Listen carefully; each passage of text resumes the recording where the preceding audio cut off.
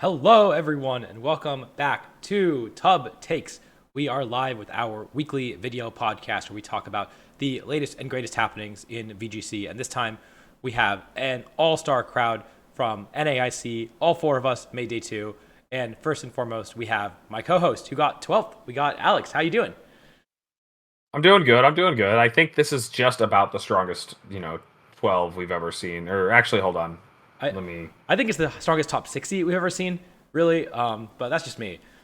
Yeah, that no, I get you. I get you. Um, and then of course we got the strongest Maridon player who is allowed in our Twitch chat. We got Z. How you doing?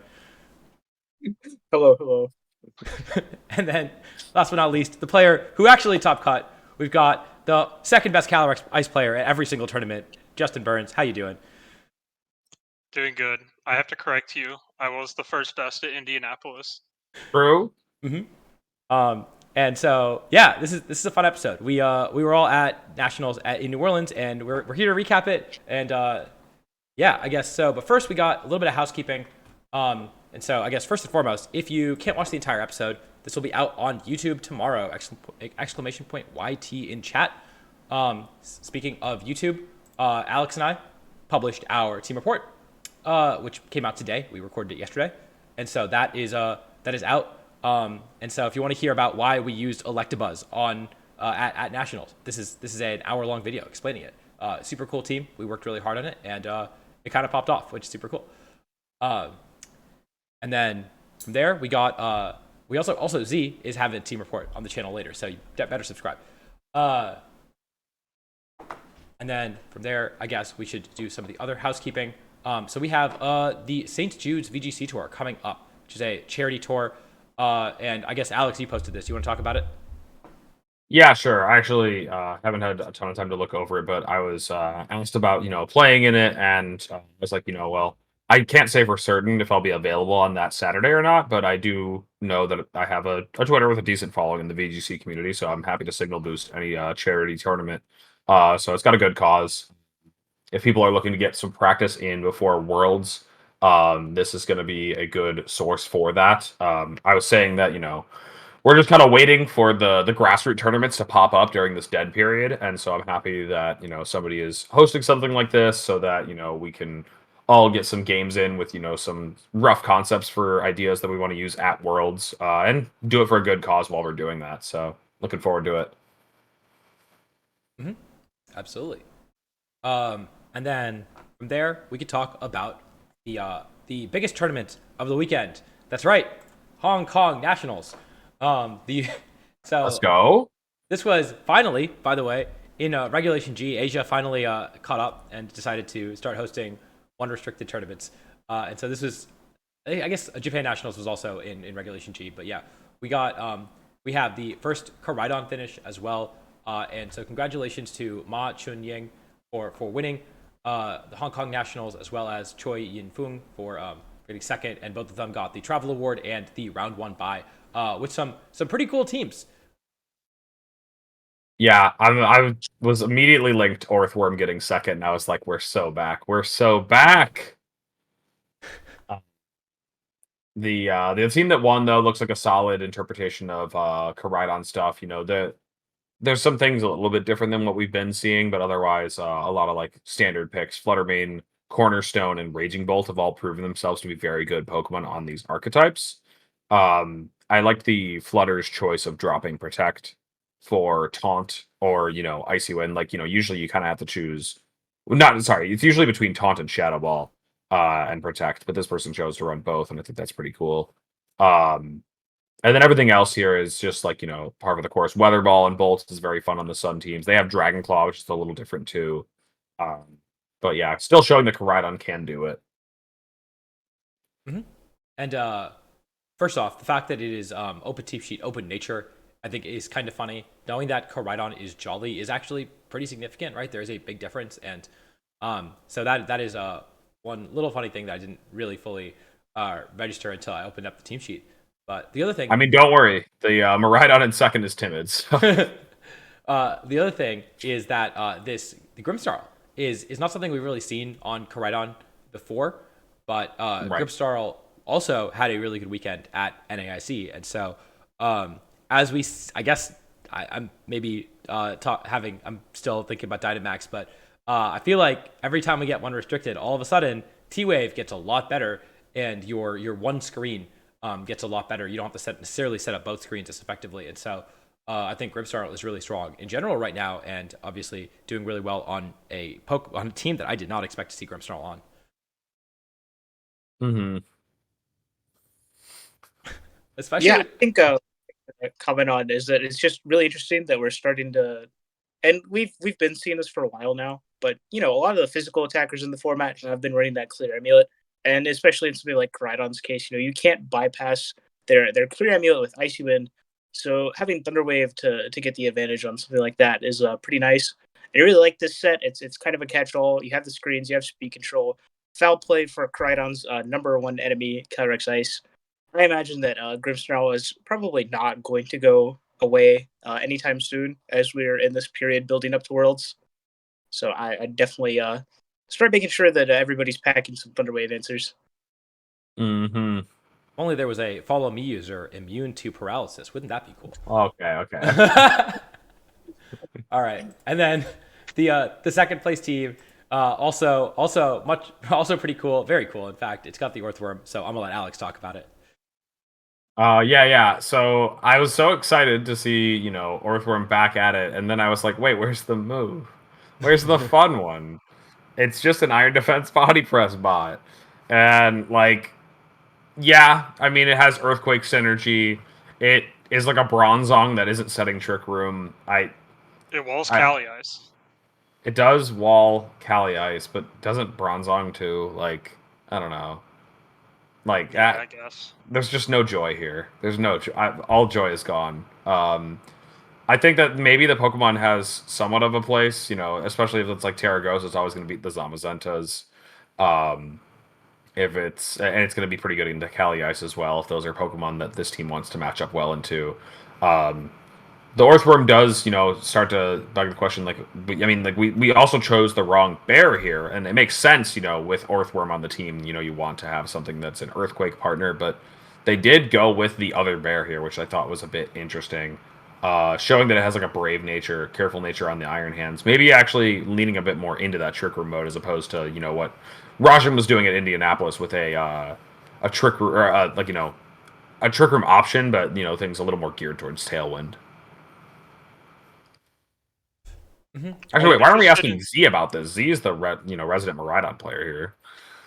Yeah, I thought it was interesting that both this team and there was another one in the top 8 opted into the vanilla Ursaluna form instead of Ursaluna Blood Moon. And there is some synergy to be had there. Obviously, Miraidon Fingraph is a lead that's going to give you uncontested Volt Switches a lot of the time, so that you can immediately bring in your Ursaluna and get the Flame Orb activation, which is pretty nice. Mm-hmm. Obviously, there's no Earthworm on the second team to take any advantage of Earthquake, but it is still pretty nice that you're, sort of balancing out your physical and special offenses a little bit. I think it's neat. I'd prefer the Blood Moon variant, but I can appreciate the builds. I think these are pretty cool.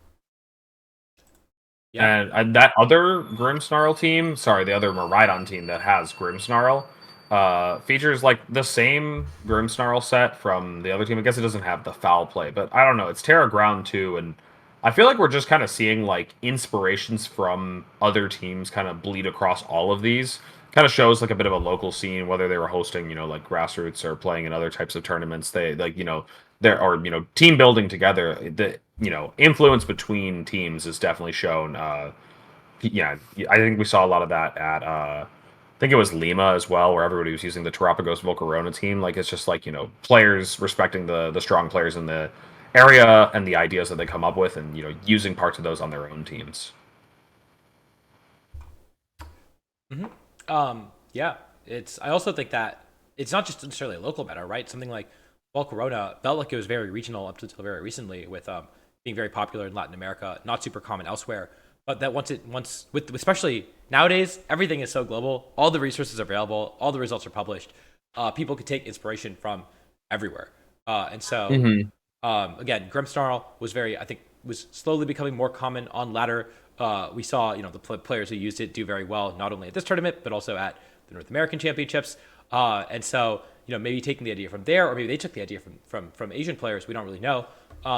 But it's a lot of these ideas. Everyone's taking ideas from everyone nowadays, right? It's kind of cool to see.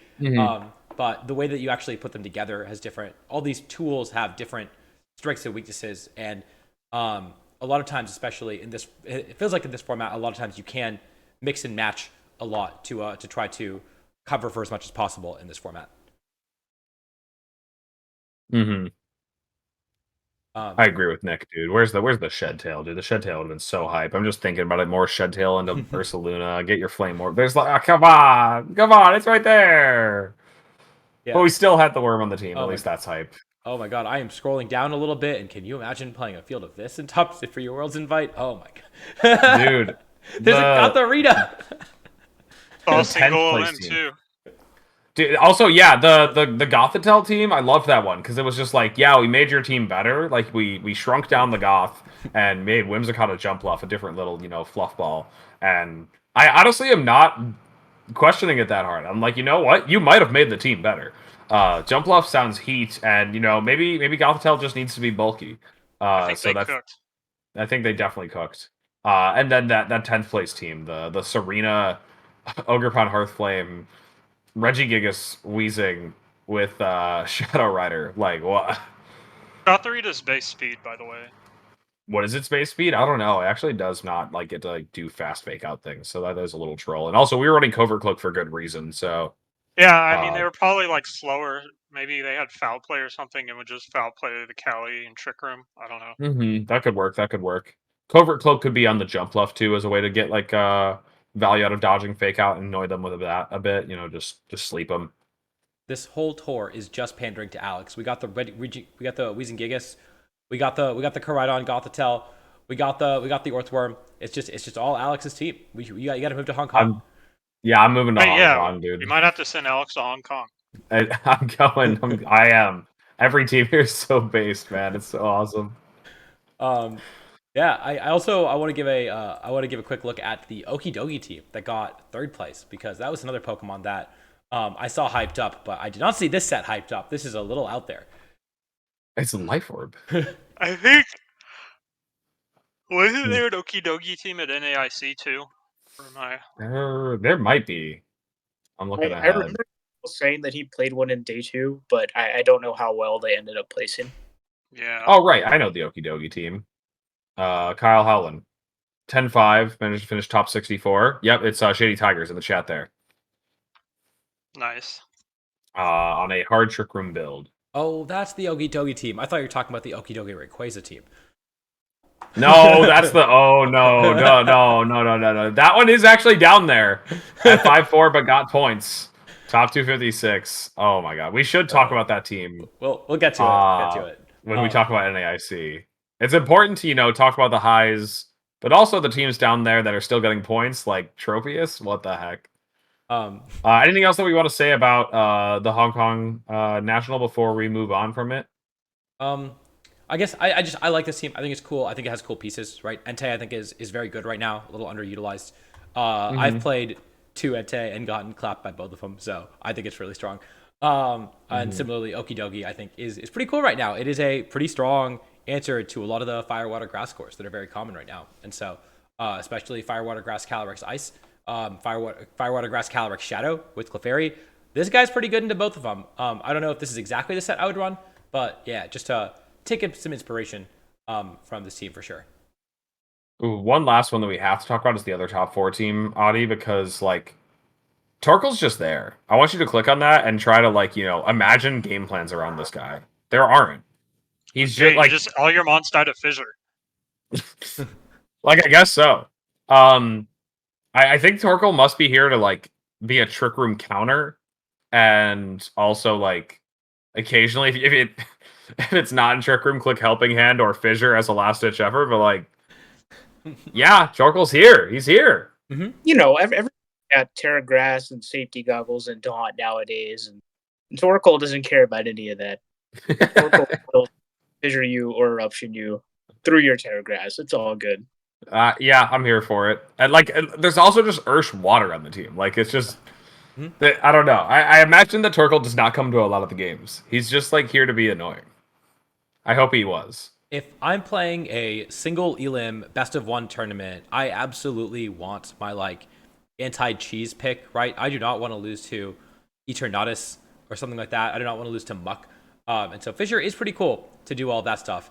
And then I guess maybe they're scared of Kyogre. I don't know. Like this, Ice Rider. I guess I don't know. It's got some tools for sure, but yeah, I feel like if I'm running Torkoal, I want to fit a photosynthesis mod on the team no matter what. There wasn't room. The rest of the team was perfectly covering everything you needed, except for certain Trick Room matchups where Torkoal popped off. The Tornadus also still had Rain Dance. Well, yeah, for the Urshifu, obviously. Dude, how did Torkoal get the invite to this team, man? I need to know. I need the backstory on this guy. He's just here. That's so funny. But those are. I mean, we talked a little bit about the 5th place team, and I think a lot of the other teams are relatively standard. So I'm down to move on to NAIC, unless y'all have some more thoughts on this tournament. All right, let's do it. As I close all these links that I pulled up. All right, so NAIC. First and foremost, the most important thing about NAIC is that actually Alex there was some money on the line on this tournament. Yeah, there was some money on the line in this tournament. $120. Was going to be gifted to the fine winner of the Tub Takes NAIC draft. And so, sure enough, I do it again. I tie with Jody. I tied with Burns last year, right, Burns? That's for correct. this tournament. Yeah. So, have not had a definitive NAIC draft winner, but Jody was either going to win if Aurelian won or tie me if Aurelian lost. And then, sure enough, Aurelian lost. This whole time I was just mad. I was looking at Adi on my bench and Joe on my main roster, and I'm like, damn, why can't I get Adi in there? You still got points for Riley? Yes, yeah. We just put him wherever he finished. I think is he still in the standings? No, he's not still in the standings. I guess that's fair. I don't actually know how that works. I think we just like priced him out. If I were Jody, I would protest these results. All right. Well, I'll talk to Jody about it, see how he feels. That is a good point, though. I forgot he's just taken out of the standings. Man, and it's so funny because nobody drafted Casty. Anyways, yeah, there's not much else to say here except these are the results of it. So now that that's been pointed out, Alex is like, right, yeah, we gotta move on. We gotta move on. Speaking of, no. I mean, like, what else? What else should we say though? Yeah. Well, I mean, the other important person is that I won smart money for money. NAIC by picking Justin. So yeah, that's the other really important thing, and I think that no one else. I guess Raghav and Joe didn't do super hot this tournament, but Kyle did do okay. Bubbled into top 32. Funny to say bubbled into when there was only one that bubbled out, but yeah. So not bad picks overall, but yeah. So I won the real competition, not the draft. The draft isn't important. So let's talk about NAIC. There's some cool stuff that I want to share real quick. The first is that I hope you guys all watched the stream, or at least you know of the stream. But there were some side TVs there. If you haven't been to internets, usually there are 3 or 4 TVs that are playing just random games that are going on, and I think it's really cool. I think it's really cool that there's other stuff to watch. It makes it a way better viewer experience for spectators. Even if the stream match is quick, or even if you're not super interested in it, there's always other stuff to watch, other ways to support your friends. And so DeWabafet was recording a bunch of the matches in day 2. You can see a bunch of players here. You can see a match from Z over here. And so go ahead and give them a follow. And then also Team Rocket Elite Jimmy was also recording a bunch of games from day 1 and from day 2. Although I guess only part of some of these games. And so I think I actually had a game on here too. Yeah. So if you want to watch a lot more action from NAIC, these are some great places to do so. So definitely recommend you check these guys out. There's some goats for saving some VGC history. It's like so sad that we don't have a replay feature anymore. So like hype games are just lost to time. But having these TVs and being able to record some of these games is super nice. Yep. And then I guess from there, I just want to talk about before we talk about the teams and our runs, I want to talk about the experience at NAIC in the first place, because it was a really cool tournament. Like we've talked about in the past few weeks, this was the first time that the tournament was held in New Orleans, and honestly, the first time it's held outside of Columbus in ages, since 2017. So I guess I'd never been to New Orleans before. What did y'all think of the city? What did y'all think of the tournament? I mean, I've been to New Orleans before, and I really like it. It's one of the like the best places to visit in the South. And I'm pretty glad that we got to have a Pokemon tournament there. It was my first time being in New Orleans. I enjoyed it. The tournament kind of took all my energy out to go partying at night, and I'm not that much of a party person to begin with. I got a little bit of it. I got a little bit of my fill of that. But Sunday after the tournament was pretty much over, we got to explore around a little bit, go to some cafes. I got some beignets. I got some alligator. Those were my two bucket list items. They were pretty good. And besides the heat, which is really the only thing that I did not like about it, I enjoyed New Orleans, and I'm pretty excited to go back. I do have a funny story about the heat. So I get in at like 6 p.m. or whatever on Thursday, and I'm like, I'm trying to hurry to meet up with like Alex and Donald and all that crew to go eat dinner. And I'm just like, I walk like 25 minutes to the convention center and check in, get my badge and stuff, and walk up to the group, and they're all like, "Dude, did you even walk outside? You're not even sweating." That's true. It's like, I'm just used to this. It was built for it. Wait, so you tried alligator and beignets. I also enjoyed them a lot, but what would you say alligator is most comparable to? Like really tough chicken tenders. Like I got fried alligator, and I feel like it tasted like some tough chicken tenders. I agree with the chicken comparison. I don't know. A lot of people say like everything tastes like chicken, so maybe it's just a very generic pick. But I got some. It was funny because it was like popcorn, and so I was like, I don't know if it's because it's like popcorn alligator or whatever, but like that, because that's like a very common thing for chicken, popcorn chicken. But it tasted a lot like chicken, so that was what I thought. Mm-hmm. I think we had it. No, you guys weren't there. I was there with some other people, but we had some alligators too. Were you there when the fried food night? No, you weren't. We split up. We went to 2 different places. Remember? But I got alligator with you, didn't I? Oh no! Oh right, we got it at Cachon. Yeah. Okay, we got alligator there. Yeah. Okay. Yeah. Yep. It was pretty solid. I liked it. I have had alligator before, but I don't think it's an exceptional meat. But it's solid. It's kind of a novelty. Right. Just novelty for sure. Beignets were cool. Those are also just funnel cakes. The food was great in the city. I had a lot of fun with that and checking out like Bourbon Street or whatever it was. Yeah, that's the one. Got to spend a night there hanging out for a while, and then got to do board games on another night. That was a lot of fun. I got to play a lot of Wingspan as well as other games like Bananagrams and Codenames and stuff. Yeah, it was good. It was a good time. Y'all missed Frenchman Street, which is way cooler than Bourbon Street. Bourbon Street is kind of ratchet. It was cool to experience, but it's not really my vibe. But Frenchman Street is a lot of jazz, a lot of establishments that are not nearly as crowded, not nearly as crazy. Fewer people partying on the street. There's like a cool art market that was next to the jazz bar that we were at. We had just a crazy. We heard a crazy jazz band that did covered Nirvana and Kanye West and also the Drake disc from Kendrick all in one jazz cover. And with trumpet solos in between. It was absolutely insane.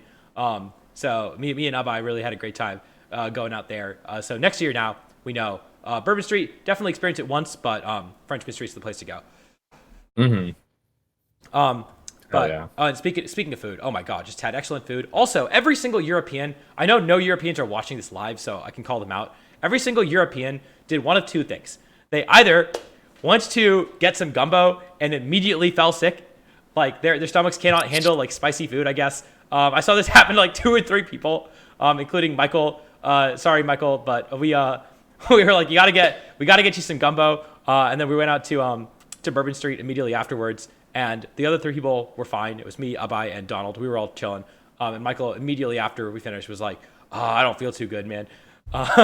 So maybe a little bit of culture shock there. But the other thing is, Soai was telling me that like all the Europeans went to like fast food restaurants like Shake Shack and IHOP and Pizza Hut and stuff like that, and then started complaining about the food. They're like, American food is so bad. Please stop going to our shitty chains, like the bottom of the barrel chains, and then telling us our food is bad. You're in New Orleans. That's crazy, man. Hold up. I can find a tweet. I can call Nick Alex out because I saw them do that too with like a Pizza Hut pizza.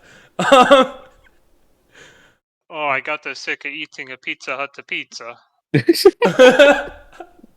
Come on. No, I'm calling you out for this, dude. This is clearly I wanted to try an American pizza, but it's literally impossible to eat. Yeah, you went to fucking Domino's, man. What did you think was gonna happen? We need to get this. Was Nick Alex the one that also posted like that he ate like a waffle and then like got sick like an hour later, like got food poisoning? We need to get this guy to New York City, man.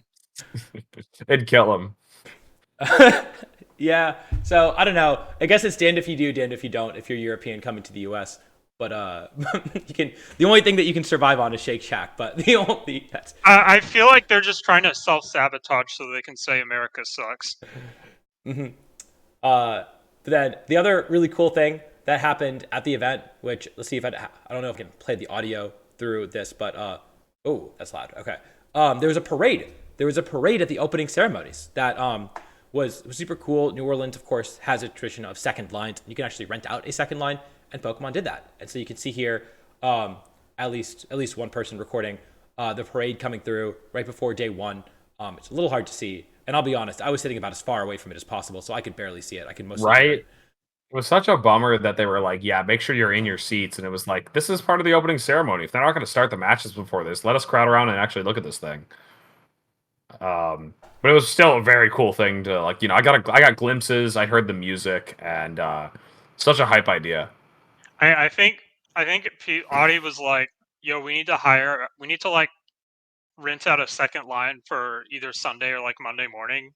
And then when one of us wins in AIC, we can, have the parade and Yeah, I remember this. Tommy DeRosa and I were looking at doing it, and we found out you have to do it 2 weeks in advance. And it was like 10 days before, so we did not. I didn't think about it until after Los Angeles. So Hannibal Buress made it sound so easy in his stand-up routine, like you do it day of. But next year, now we know, and we will try to make it happen. And if you're interested in helping out making that happen, the tub parade, not the tub parade, just it's the parade for whoever wins internets. Unless we don't like them, in which case whoever gets second at internets. Yeah. So if Audie wins in AIC, we're gonna have to give it to someone else. Yeah, unfortunately. He's the one hosting though. I think we can't get out of this one, unfortunately. That's tough.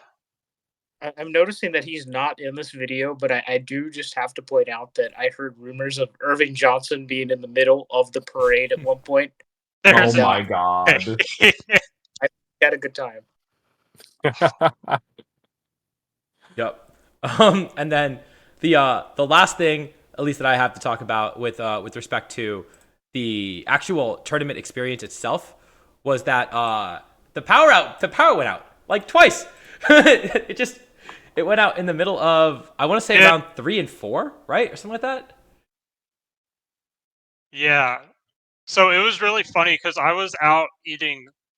I think I was eating lunch or something after round 3, and I went to this like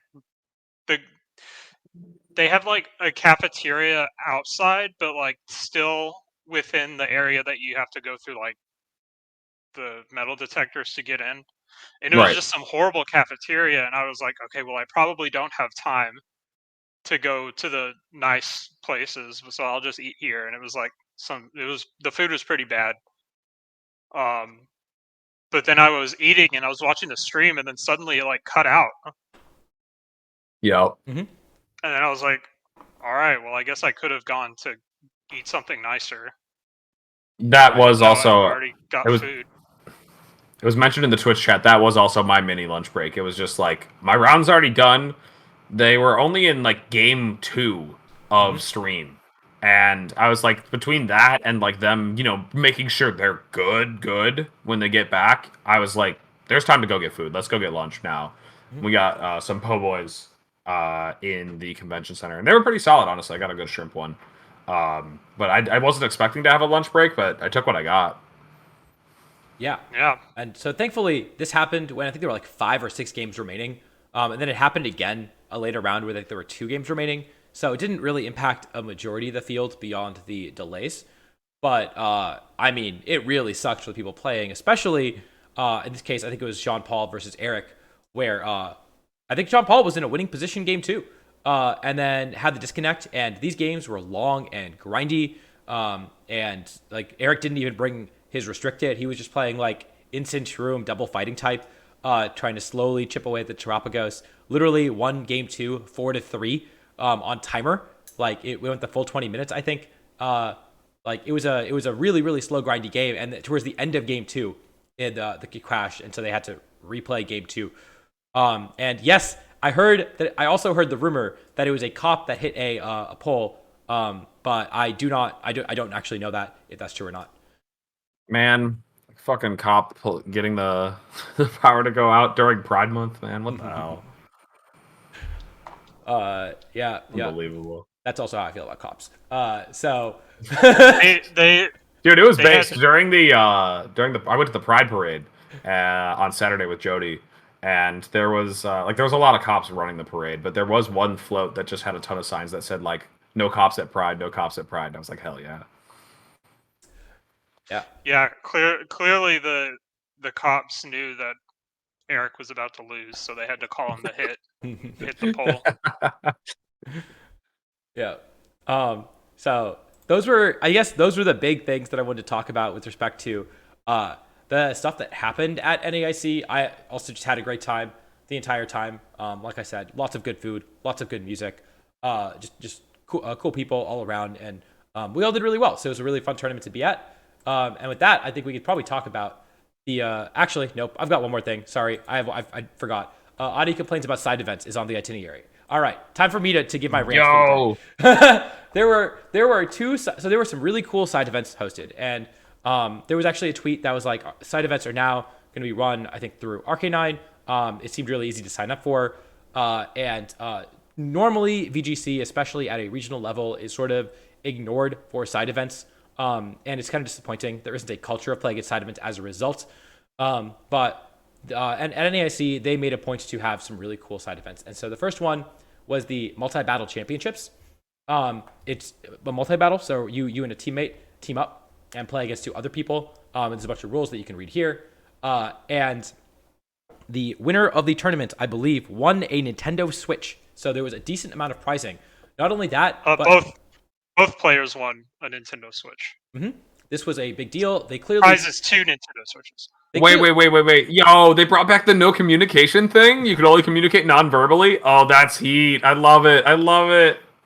Yeah, it looked like such a cool idea, and honestly, it would have been if more people had played in it, but I was told that there were 11 teams total, so 22 people. Part of it is that, yes, it is on Saturday, and so, like, me and Nails were excited for it, but we both made day 2, so we didn't play. Same. I would have loved to have played in this. We were just complaining before stream started that we would have been better off just dropping from day 2 and playing in this, because Top 64 got no prizing, and we would have won a Nintendo Switch, I think. But yeah, that's still your fault. You weren't better off dropping and playing. You were better off winning your day 2 games. But I mean, yes, I guess that's the boring answer, though. Burns, come on. Are we teaming up for multi battles at Worlds? No, because we're making day 2.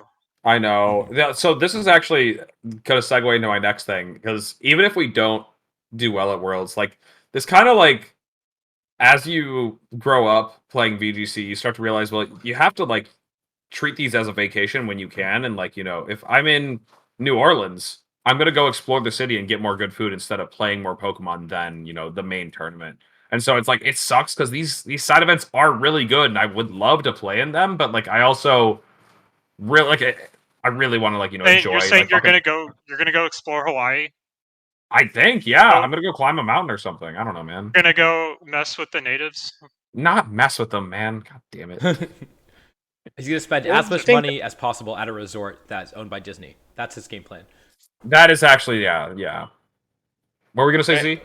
I wish that, they would run the side events on like Thursday maybe when like a lot of people are getting in and there's not a ton to do on Thursday because like for some people you're still waiting for half your group to get in because they're flying or driving in and getting in the evening.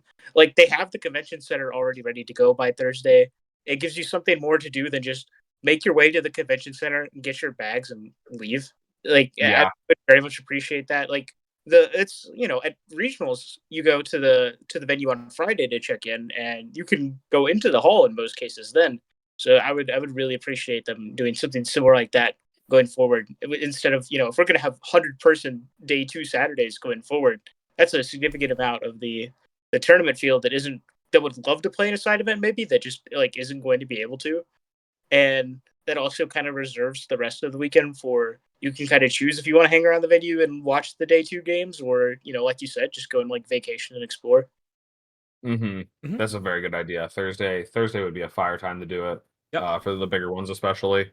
Yeah, I love that they are doing these marquee side events. I think it's really good, especially enhancing these alternative formats, stuff like that. I think it's a really fun idea. I agree. Put it on the Thursday. It'd be so much better. Put it on the Sunday is a little harder because you do want people to watch the championships. But even like if you put it on Saturday after day 2 Swiss, it would be like you do kind of want people to watch Top Cut, but it's a little more reasonable then for people to play in it. So yeah, I think that it can be workshopped, but I am really glad that they're doing more VG side events. The real rant I have is the smaller side events that they have, like the VG booster draft and some of the other the ones they have. This is one of the worst designed side events I've seen, and it's so close to being good. Because so if you aren't familiar with what a booster draft is, essentially you get a pack of Pokemon cards, and you get one, you open it up, you pick a card from it, and then you pass to the right, and everyone. And then the person to your left has taken a card out of their pack, and they pass their pack to the right. And then you draft a team of 6 Pokemon from TCG booster packs. Wait, is this actually? This is insane. Here's the I'm reading this and like this is yeah. The problem is one, if you have Pokemon in your pack that are not in the game, sucks to suck. You can't pick them. 2, you have to train the Pokemon immediately. You have 45 minutes to get the Pokemon, which means that if I just played in this main event, let's say I spent all of my Terra Shards to get my team, because Terra Shards are not super easy to get, especially in the past. And Easy to get now. they're easier to get now, but I just don't have that many Terra Shards lying around where I can, in 45 minutes, kind of just like toss them onto a team, toss all of my team building resources onto a team, just to play in a side event that is a best of one single elim. I guess not necessarily single elim, but like 3 rounds of best of one Pokemon and use all of my team building resources that I've accumulated to play competitive Pokemon. Yeah, and it's just like our entire pod. Okay, we got Whimsicott VGC talking about it. I did a pod with my friends 15 minutes after the regular booster draft started, gave ourselves 45 minutes to build our team, and finished our entire pod before round 1 finished. Yeah, the people drafting these tour ideas forgot that we aren't on Pokemon Showdown, is basically what it is. Is that this is just not a really like feasible way to do it. Dude, for VGC. whoever designed this read the one VGC with Hats article that Max wrote like a long time ago about cube drafting for VGC. I was about to say. Didn't you have a cube? Yeah, so I used to have a cube. But it was like I had a cube, but it was kind of like specifically curated for VGC. Like, so all of the mons are like VGC mons, and Was also it 18? we had one for 17, and then I think the next time we played it was 19. Okay. But yeah, it was like we would have to play on Showdown is the thing. Right. Mm-hmm. Or and so the way that I would do it is essentially you can do it drafting. I would do it with like arena style, like Hearthstone. Like stop trying to make VGC TCG. It's not the same game. It's not a trading card game. Stop making it a trading card game. Make it like a video game, right? And so the way Hearthstone does it is you get three choices, I believe, and then you pick one of them. Then you get the next set. For VGC, you only have 6 Pokemon on a team, so I'd make it a little bigger.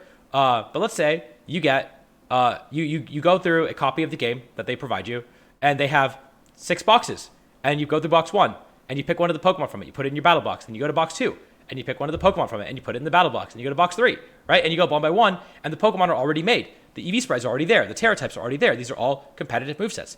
You only need, I think, 36 competitive Pokemon, depending on how many Pokemon you do, right, per selection. You only do one per slot, but now all of a sudden you have like a real drafting experience where you do get to draft the team, but you don't have to put all these resource investments, the burden on the player. Yeah, Battle Factory, exactly. Battle Factory style. Yeah, Battle Factory style would be heat.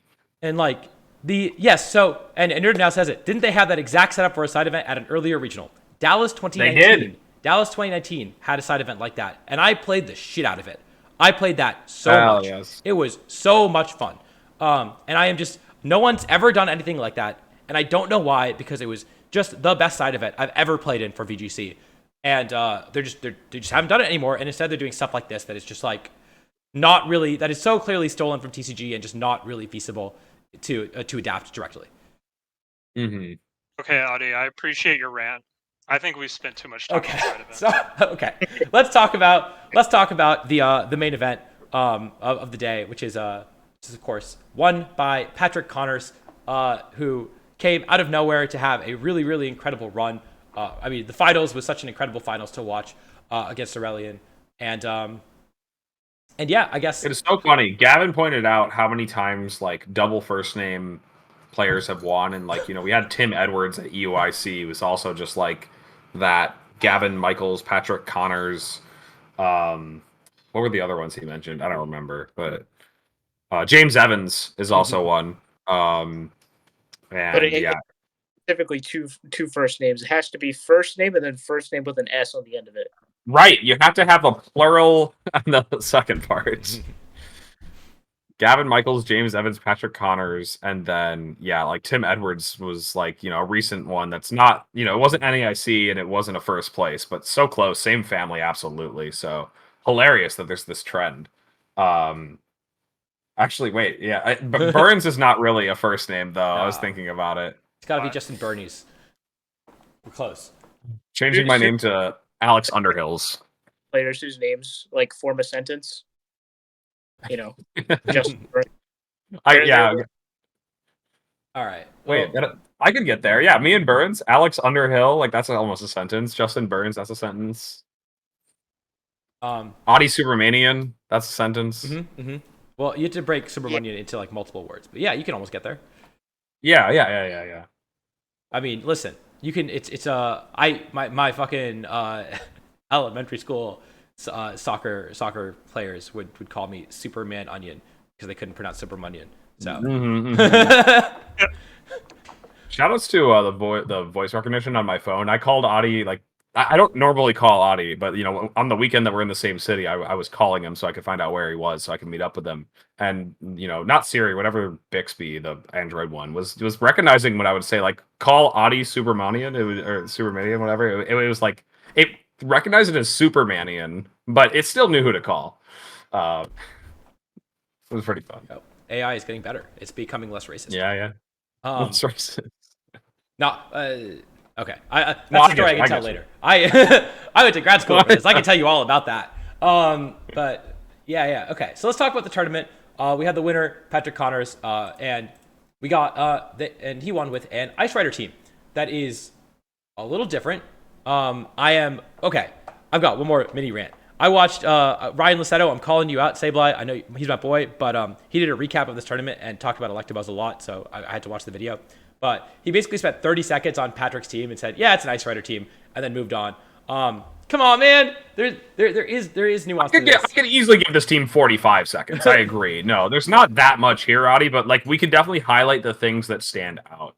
He did opt for a lot of like not as common Terra types. Right, absolutely. Those are the main things that I think separate this from the rest, is like the booster bolt not being, you know, offensive Terra. You know, Electric has some defensive elements to it, but this is purely defensive Fairy.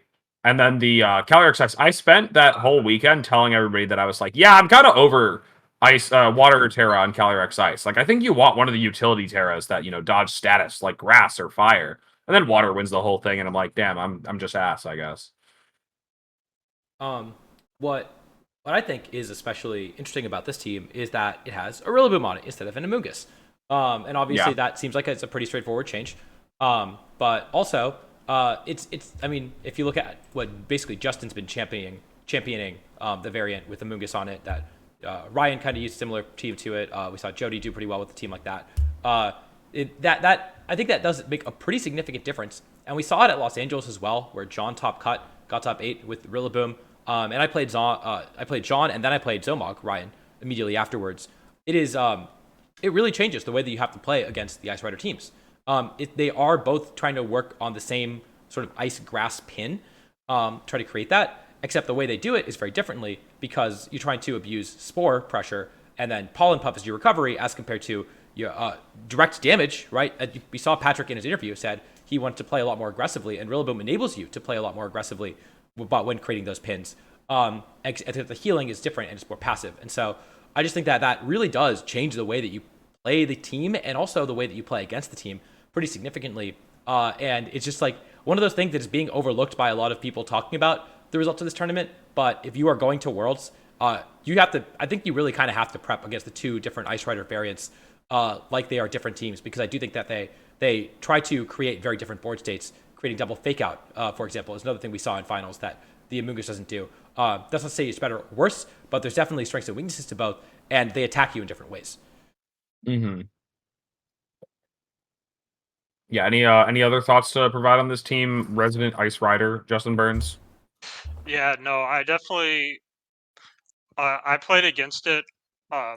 Obviously, you don't really want to bring Rillaboom to a Ice Rider matchup. But so like the mons he brought against me were more like closer to what I'd see on if I was playing against a standard Ice Rider team. But I could, I could kind of tell from playing him that he definitely was pretty aggressive. He was willing to try and um, like call out your plays and kind of make plays based on how he perceives you as a player. And that was definitely tricky to play around.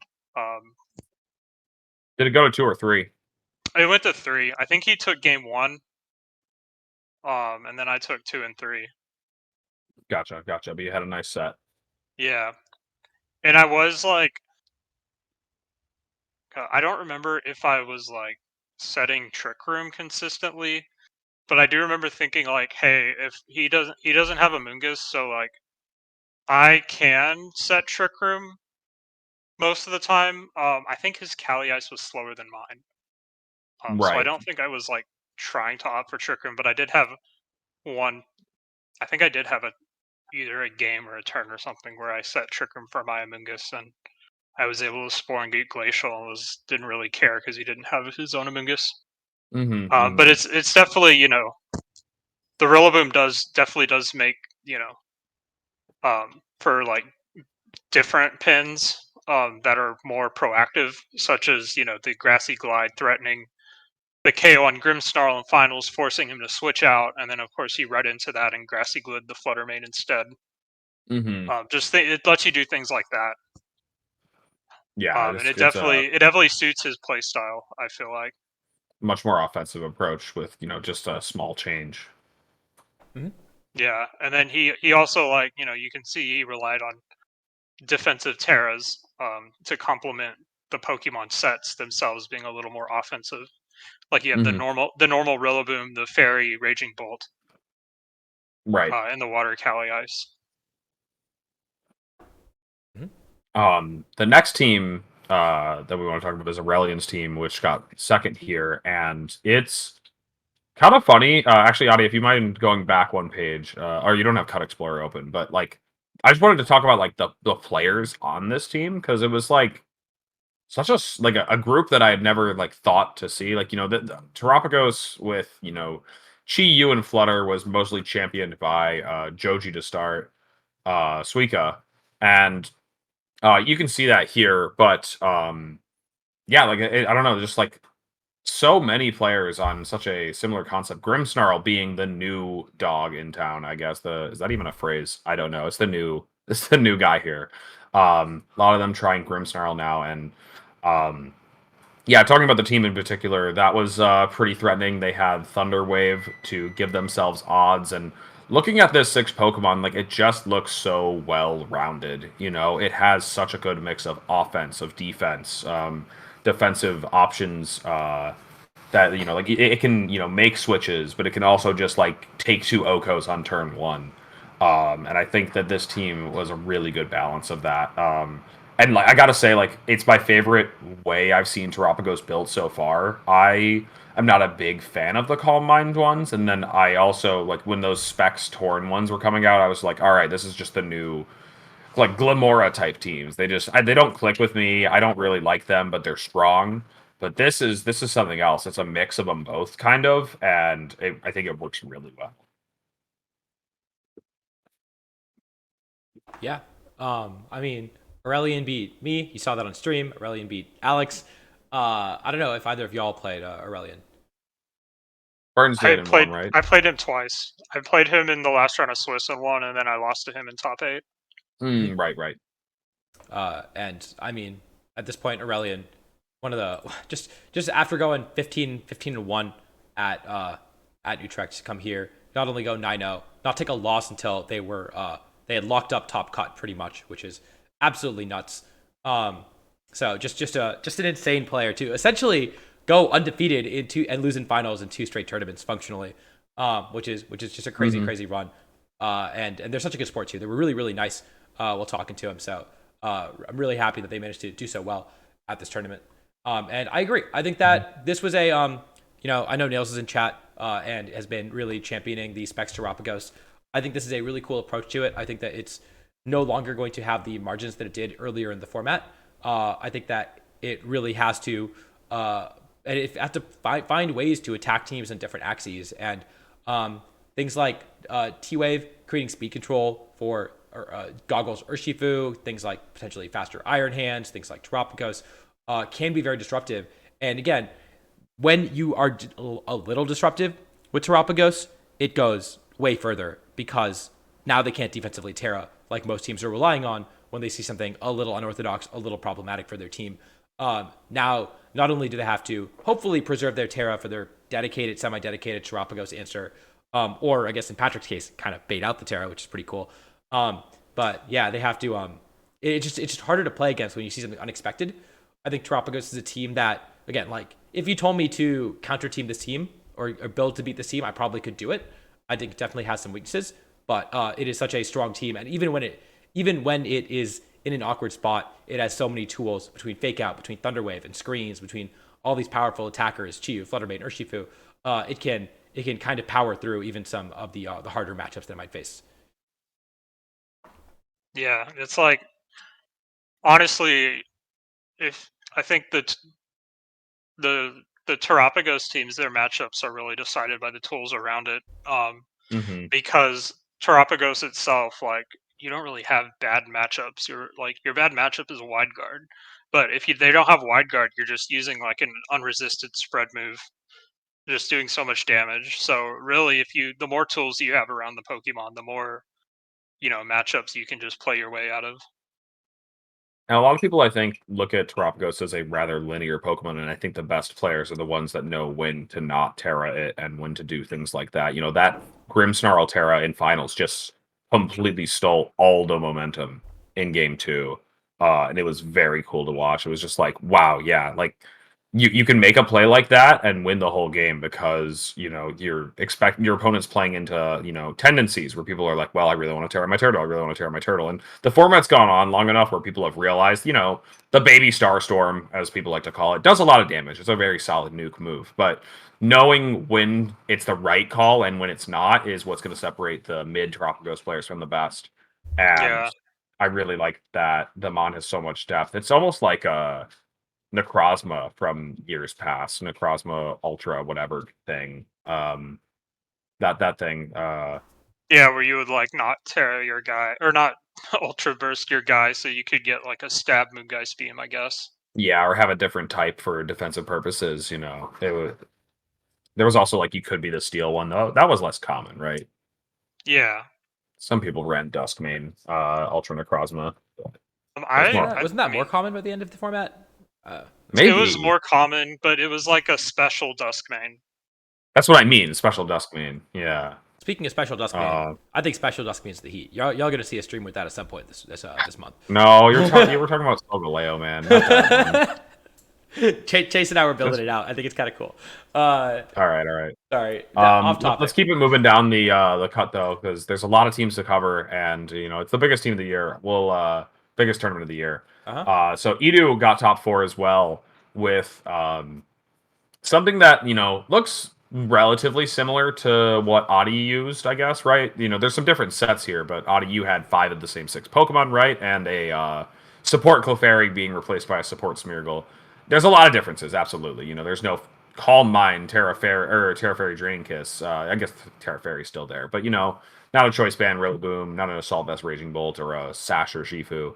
A lot of stuff has been shifted around, but it's still ultimately like a Fire, Water, Grass balanced Shadow team, right?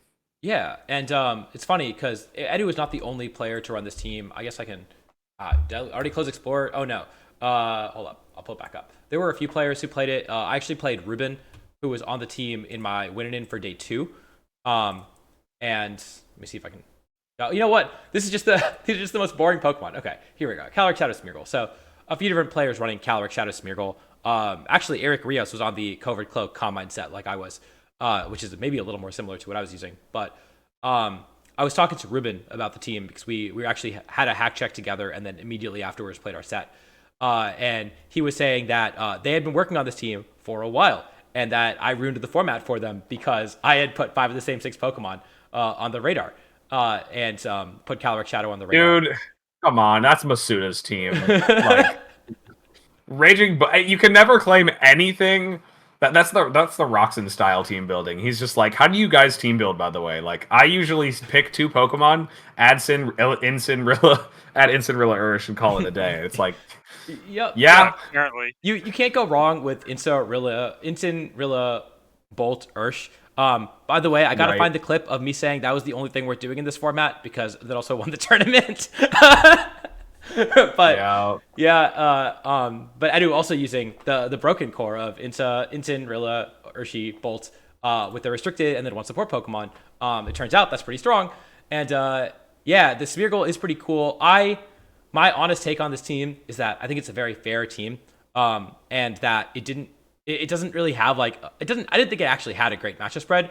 I just think it has a lot of even matchups and that Edu is just capable of outplaying every player. And that was kind of the approach that he took going into this tournament, which is reasonable when you are, a world champion level player. But yeah, the Smeargle looked pretty strong. It didn't have Fake Out, which I thought made it a lot easier to play against personally. It just didn't give them. Obviously, they have double Fake Out on the team, but the Smeargle modes just felt less scary as a result. When I played against the team, again, I wasn't playing against Edu, so it's a little different. And I also am just not a believer in Combine Raging Bolt personally. But overall, I mean, Caloric Shadow, I think there's a couple different ways you can take it, and if you're going for a more balanced approach, it is cool to see people continue to innovate on the version that Mont and I kind of popularized. Yeah, I played against Edu as well, and he had I'd say it was kind of favored, and it was in his favor because a lot of my matchup relied on copying the Cali Shadow with Ditto. But he would always, have Smeargle in the back to wide guard, and he would also he had he had Psyshock CSR, so he could Oko my Amoonguss because I ended up bringing like a special defensive invested Amoonguss to this tournament, so I couldn't really bring Amoonguss, so I was relying a lot on Ensign, Iron Hands, Cali Ice. And then I would have to have Ditto to kind of force the Smeargle in, but then kind of use it as bait. And I think both in both game 1 and game 3, he kind of called me out that I didn't go with the more aggressive plays with the Ditto. And he would just stay in and attack with his CSR. Right. Yeah, but I did manage to take game 2. Game 3, honestly, I think he underestimated the Ditto's damage. Because I could have just Terra Ghosted and Astral Barraged, and wiped out, like, one shot his CSR through Terra Fairy. Right. And he, I guess he didn't know that that was a line, so he just kind of stayed in an astral. And I didn't Terra because I was trying to be a little like more cautious in case he protected or whatever. So Or unfortunately, maybe he just called you out too. I he mean, just either called me way, out. I mean, it's hard to say. When you but get it to the was a good highest set. level. Yeah, I mean, I It was feel like I like what Audie's take was about on the team. It's kind of doing the exact same thing Burns is trying to do. Burns' team is a little bit less than conventional Ice Rider. I mean, people are copying it now and stuff, but like it does have some weird Pokemon on it. I guess Patrick Connor's team is a bit more of the conventional one and has a bit more Pokemon overlapping with Idu's team. They're both like the most like fair versions of the horses where they're just trying to have options into everything and win by player diffing, by getting the plays right, winning those 50-50s. Yeah, I mean, I can talk more about my team when we get to it. Right. So I don't know how far down if we want to talk about all the CSR Smeargle teams right now, but I think Eric and Gomez had Transform on their Smeargle, They which did. was I thought that was pretty heat. I find it surprising that they found room for the move, but why not? they just had they dropped Spiky Shield / Fake Out for it. Right. Mm-hmm. I think that for what it's worth, if you are trying to play a fair game and really take advantage of Calyrex as much as possible, I like this approach a little more. But obviously I'm biased. I just think that it's a little more resilient and a little more ignorant. Yeah, it's interesting to see that Eric and Alex dropped the Rillaboom for an Amoonguss instead, saying that we want to play that style of play. I guess you already have the Iron Hands, you already have the Incineroar, you don't need another Fake Out. You're better off playing with double redirection. Yeah, I mean it's another take on it. It's cool to see the now that Calyrex Shadow is kind of more in the spotlight and people are building to beat it a little more. You do need to have a little more counterplay to the counterplay. And so if people are just saying, I'll click Trick Room against Calyrex, it's fine. Right, Amoonguss is probably a pretty good call. If they are so reliant on taunting the redirector like Smeargle or Clefairy, then all of a sudden Mental Herb Amoonguss can be very disruptive. And so I think they did a pretty good job of finding ways to be annoying for people, or force people to rethink their game plans into Calyrex Shadow balance when it was already kind of on the radar. And that is, I think that's the right way to think about it. Mm-hmm. So the next team, I think we've actually seen maybe almost exactly this team. Is this not the team that got second at Mm-hmm. I think this is the team at second at Bologna. Mm-hmm. We've seen this team just kind of the standard Miraidon team right now. So I think we can kind of skip past it because we got a lot to talk about, including another really cool team in top 8. We had the Wochen Kyogre team. This was Kyogre's tournament, and I'm not just saying that because I played 4 of them. There were 2 in top cut. After being the, I think, 8th most use restricted for most of the format, Kyogre had a big resurgence at Japan Nationals, and then as per usual, that is a harbinger of things to come. And Kyogre did really well at this tournament as well. And Xiliang has been Kyogre's strongest soldier the entire format. No surprise that he made it all the way to top cut with Kyogre and a Wochen.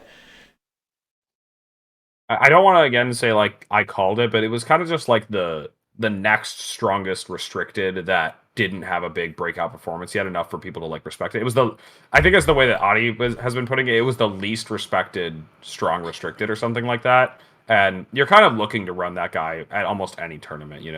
There's many different ways to approach tournaments in Regulation G. You can do the Justin Burns, which is like run what is maybe like the strongest, most well-rounded restricted and have just like a good sense of your even matchups. Or you can try to prey on people not knowing what they're supposed to be doing against the fish, especially when it's surrounded by 4 dark types and one of them is Wochien. I mean, I love this. This was so based. This is actually kind of wild. I didn't realize it was 4 dark types. 4 of them, dude. Like, you just don't even think about it, because, like, I don't know. The thing is they don't, like, share a ton of weaknesses across them. Like, Dark is weak to Bug, and there's only 1 Bug weakness. Dark is weak to Fairy. Only 2 of them are weak to Fairy. And then it's, lastly, Fighting. I think only 2 of them are weak to Fighting. So their secondary typings do play a large role in the defensive synergy of this team. And it's got screens, it's got Wo-Chien for damage reduction, Snarl on Jugulus for damage reduction. Like everything's just kind of like super fat that it's just going to be able to take infinite hits. Man, I found the thing that I posted in your channel after LA before this tournament, and I called all this shit. I said Spexterophagus was broken. I said you got to build Ice Rider differently than when Justin was doing it, and that was gonna pop off. I said Kyogre was the best Pokemon that no one was using, and so I go ahead. I gotta burst your bubble a little bit. Kyogre did not do better than its like previous highest place. No, you're right. It's a bigger tournament though. It's a bigger tournament. It's a bigger tournament. There were multiple top cut this time. Right? I think. Wait, did multiple? Oh, I guess yeah. Multiple. Yeah. And like Henry Rich was also. I think both of them were a good example of like doing things differently than Kyogre had been doing already. Also, like Shiliang was the other top cut, right? He cut Indy, or is it? Yeah. It was exactly Shiliang. So really, him and his kind of building group have been kind of the driving force behind getting Kyogre results. Yeah. I don't think it was like someone saying I'm gonna pick up Kyogre because I think it's good. I think it's Shiliang was there. He's kind of a Kyogre main at this point. Sure. Yeah. I think saying that I think it was a good call for the tournament, and I think that it was cool to see them sort of reinvent it and find ways to make it more usable. Again, they also had the call in Grimmsnarl, which is one of the stronger Pokemon that popped off this tournament, and so picking the right support Pokemon is just as important a lot of times as picking the right restricted. And I think they had the call with Grimmsnarl, and I think the Wo-Chien must have been pretty good for them because it's a pretty cool choice, a little unexpected, but I didn't actually get to watch any of their games, but as you put it to work. I think I think they're kind of I think they're following the same philosophy that I have with this format, where you pick your restricted and then everything else can be anything. Like you're trying to surround your restricted with the like non-restricteds that help it be the strongest it can possibly be. And I mean I can get into that more when we get to my team, which is pretty soon. But yep, you either get to run dog shit or you get to run fire, water, grass, bolt. You get to pick one of the two. This team was so heat though. I just love it. Like every single thing on it is just like like Jugulus with Hurricane and Snarl. Like I don't know, it just works out so well. And like the Kyogre just like sometimes having infinite health. I like Rajan's take here in the chat that says like the team was a good call for the tournament. Watching it played sucked. Like there were some really slow games with this team. Oh, thank you for the raid, by the way. There was a Wo-Chien in top 8. I believe it. And actually we saw Shiliang tweet out afterwards like I think Pulse Effects said like they missed an Origin Pulse to lose. I can't believe people play this game or something like that. It's like nah, like Shiliang had the right mentality. They had a Pollen Puff Water Spout play. The Wo-Chien outspeeds the Kyogre, I believe. So you can like very, very proactively take a hit, Pollen Puff, and then get your full health Water Spout off, which is super cool. And I think that they didn't see the line at the time, but yeah, it's just a very cool innovation on Kyogre. Rajan is saying he thought Shiliang carried the team, not the other way around. Okay. It could be very true. That guy is pretty good at the game. I think Shiliang's pretty good at Pokemon. I would not disagree. I think Shiliang finished like 4th overall in championship points. I know that's a bit of a fake metric because there's locals to factor in and whatnot, but Shiliang's has a very good finishes at tournaments this season. So looking forward to seeing what he cooks up for Worlds, especially if he's willing to run something like this at North American Internets. That's so cool. Yeah. And then I guess from there, let's talk about the other Kyogre in top 8. We don't necessarily have to do top 8 in order because this one had an Overquill on it, which is also super cool and a very, very different take on Kyogre. And I had actually similarly to how I ran into Ruben and then immediately played him. I also ran into Henry and then immediately played him round 8, where we ran into each other like on the way to the bathroom, and we were talking about how he had an Overquill, I had an Electabuzz. We both had these cool picks, and then we immediately queued into each other. But Overquill, honestly, low key, kind of a cool pick, right? I think the Swift Swim is really strong. Going faster is really good. But a lot, you don't necessarily want to stack water types on a team, and if you do, it's hard to do better than Pelipper or Urshifu. So having a Swift Swim abuser that that doesn't have a water typing, and that instead that does something a little different, but it seems really strong. In particular, poison coverage is really good in a format where things like Clefairy, Calc, Shadow was very common, right? You just get to hit them with gunk shots, which is pretty cool. And you also resist Astral Barrage, and you aren't weak to Draining Kiss, which is a very unique combination of traits that you don't necessarily see a lot of the time. And so, yeah, having the dark poison typing that is like low key one of the better typings in the game, on top of being able to go really, really fast and hit way harder than you think, made Overquill a pretty cool sleeper pick. And then also, he's got all these other cool choices on the team with Choice Scarf, Landorus, Terra Ground. I know Rajan was talking about that, and I called him. I said that was a dumb idea. It didn't do enough damage, and here we are seeing it in top 8. I'll take the L for that one. That is also a pretty cool set to see. The Terra Ghost Kyogre actually messed me up when my game plan was Final Gambit it. I could not do that as easily. Goddamn. And you can't fake it out either. It was really annoying. So yeah, just a really, really cool team overall. Man, that's also really good in just Pow Knight. Damn it. Another L for Pow Knight, guys. Anyways, pop quiz. Can you guys name the other two Pokemon families that are dark poison? Drapion. Drapion, is Drapion in the game? Drapion and Alolan Muk. Okay, sorry. There's another one. Oh, there we go. Drapion is not in the game, I think. Okay, well that wasn't part of the question. But you're right. You got that one. So that's I give you points for that, absolutely. But I think we've mentioned them all now. You can run Muckalola. You can run the Overquill line, or you can run Skuntank. We haven't yet seen Muck show up at a tournament, at least not that I've seen. We saw Skuntank come out from one of the immersions in LA. And now Overquill popping off here. I guess Alolan Muck is next. I've seen Muck at a tournament. They're gonna have It's not the set that I want to see. That doesn't count. That's fake. But you're right. Look, I played an hour-long set against that thing on Limitless, and I will not sit here and have it called fake to my face. I earned that win. God damn. I was happy that I had, like, every time my team has like an auto win into it, I'm always like, phew. Whether it's like, randomly having Perish Song on the team, or like Howl Gouging Fire with Heat Crash that always hits minimized targets or for double or whatever. Or this team had Blood Moon. We had Ursaluna Blood Moon, so anytime that, you had to hit through evasion, you could just use Blood Moon for that. That is so funny. It doesn't actually come up in tournament, but oh my god, it comes up on ladder far more than you want it to, and just have right. It makes practice so much easier. Yeah. Please don't run Muck. Okay.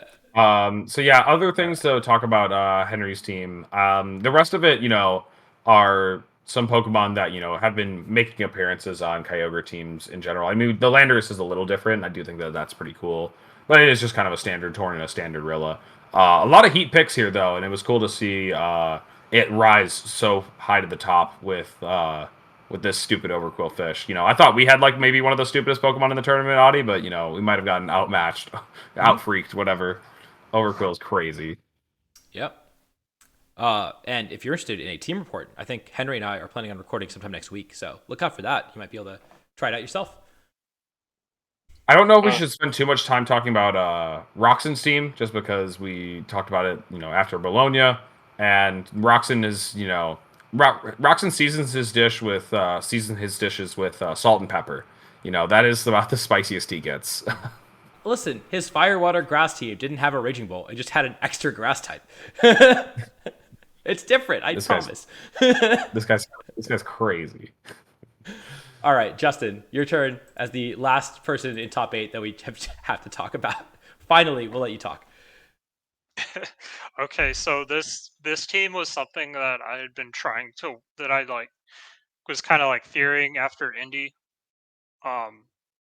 It was mainly the things I needed to address were Terapagos, Zamazenta, and Miraidon. So I was like, okay, I think Ditto helps a lot against Zamazenta. And I think Iron Hands helps a lot into Terapagos and Miraidon. Ditto also helps into Miraidon. The third thing, right, Terapagos, same as into Mirana. And then obviously having 2 fighting types helps against Terapagos. Or Zamazenta, I think. Was that the one? Yeah, Either one. They're the same thing. They're both weak so defenders. I was like, so I want to drop the like Pelipper Urshifu stuff. Like I don't really want to run that. I want to like run things that just help more into like the iffy matchups. Mm-hmm. But I didn't really have a 6 together. I tried it with like Chien Pao over the Urshifu. I tried Pelipper still over the Ensign. And eventually, you know, kind of like Rajan was helping me out. Roxon was helping a little bit. And we kind of came to this 6. And I didn't think it would be ready by LA. But I kind of had a last minute kind of like good laddering session before LA. And I was like, okay, I'd feel fine bringing this. And I ended up cutting. And then, you know, after LA, I was like, oh, how do I make things different for NAIC? And I was just trying about a bunch of different Ice Rider builds, and I was like, you know what, this still feels really good. And honestly, like, the 6 Mons, they don't look like... Honestly, if I had never seen this team before, and I was just kind of looking at the 6, I would be like, this looks like kind of mid. Like, it does not pass the eye test for me. I kept saying the same.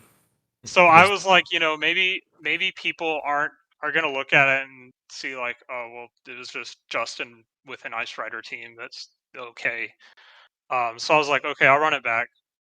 And then I heard I heard a lot of people were testing it actually, which was like, I was like, oh man, well, I guess you know it's kind of too late now because I actually had even more success the like week before NAIC on ladder than I did before LA.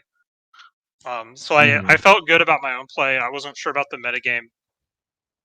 But it really ended up doing everything it was supposed to. I think Ditto like shined even harder like this tournament than it did at LA, and that might be mostly because I learned how to play with it better.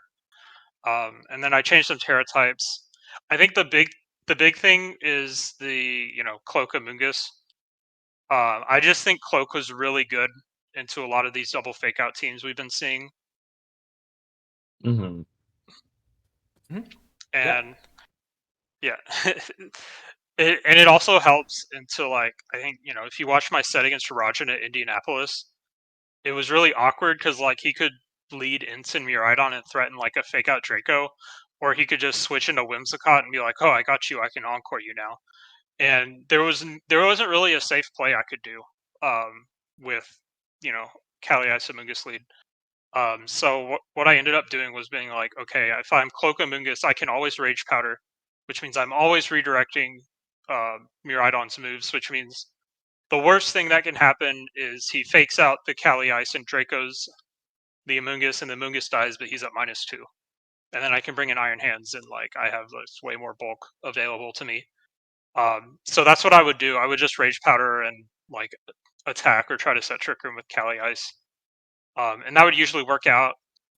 Into the Chiyu versions, I would have to lead like Ditto. You saw my set against Geo. That I think leading Ditto like is usually always a net positive, even if I have to use it as kind of bait to force a Draco from the Miraidon.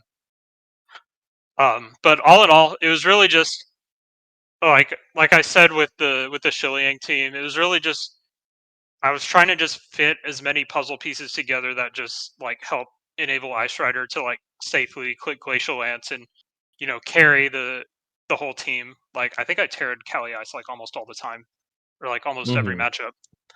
But yeah, and it worked out really well. You tarry Darker sometimes. Yeah, I do. Like there are some teams that like sometimes were. You better tarry Darker against me twice. No, the Dark Urshifu definitely goes real crazy. I think it goes less crazy now because there's a lot of Terra Fairies and stuff. For sure. But overall, all the matchups definitely felt winnable, even if uphill. Like I went to game 3 against Edu. I lost to Marco in 2 games. How many was the cut set against Aurelian? The cut set I got 2-0'd. Damn. But like I did take a round off of Aurelian. I did Yeah. Like, honestly, one of my games against Marco, I choked kind of hard. And I think with, if I had better, obviously, I could have played it better. So everything felt kind of winnable. I think the main issue, was goggles or like goggles, water Urshifu, or like Terra Grass Urshifu, because I was really relying on Amoonguss a lot to beat Ursh, and the rest of my Pokemon were like kind of weak to it and couldn't really damage it too well. Mm-hmm. When like you see in my set against Aurelian and Cut, when he hits me with the like surprise Terra Water Urshifu and downs my hands real early, I kind of like couldn't really do anything after that just because the Urshifu was so oppressive. But yeah, that's just kind of the general gist of the team. One more question, real quick, is: do you think that like day one, round 6 is usually like the hardest round of the tournament? Yeah, usually. Sometimes it's like round 5, like in 2018. Yeah. Round 5 is real hard, Mm-hmm, mm-hmm. Yeah, I don't know why you're Yeah. mentioning that. What'd you say? I'm just making sure that he said round 6 and not round 13. Yeah, I did play two. I did play both two people in the call, so that's true. both. The set against Z was a little more competitive, for being honest. But Wow, that's tough. Unreal, unlucky. Oh, Now, all right. I gotta well, ask: is do, it? do you have the clip from your set against Alex Gomez? Do you want to play that? yes,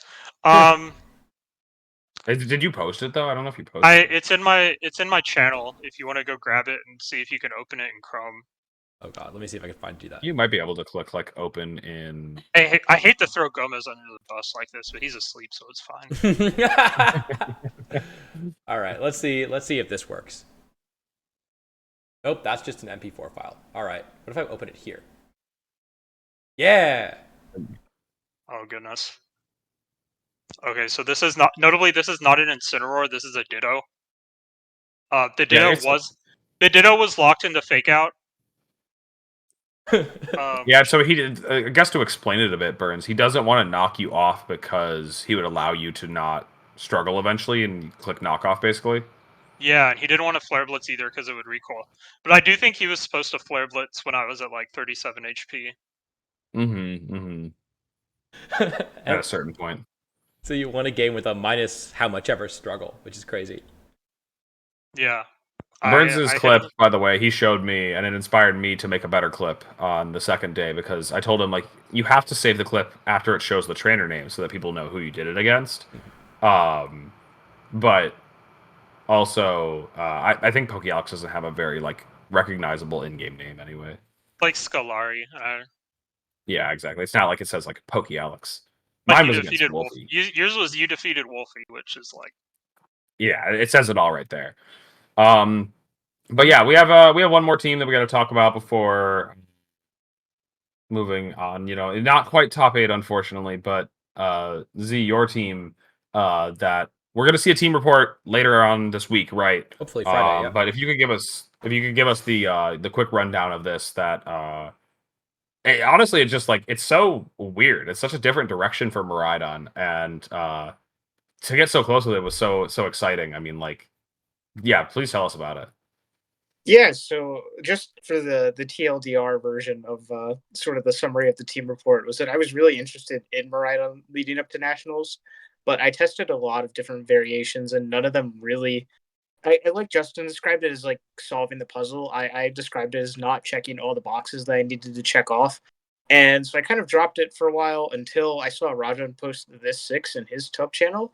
And like immediately my brain was just like, this is it. Rajan solved it. And like immediately I'm like, I gotta hop on. Like this is the build.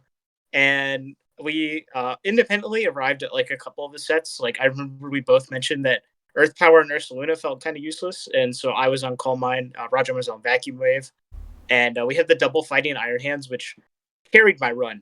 Oh my god! I mean, obviously I brought Miraidon to every game, but actually I brought Iron Hands to every game as well because it provided so much value. And just some of the other innovations, like having the Chin Pow, which is fairly uncommon on Miraidon, to set up like Bolt Beam pins, worked very effectively in my stream game against Henry.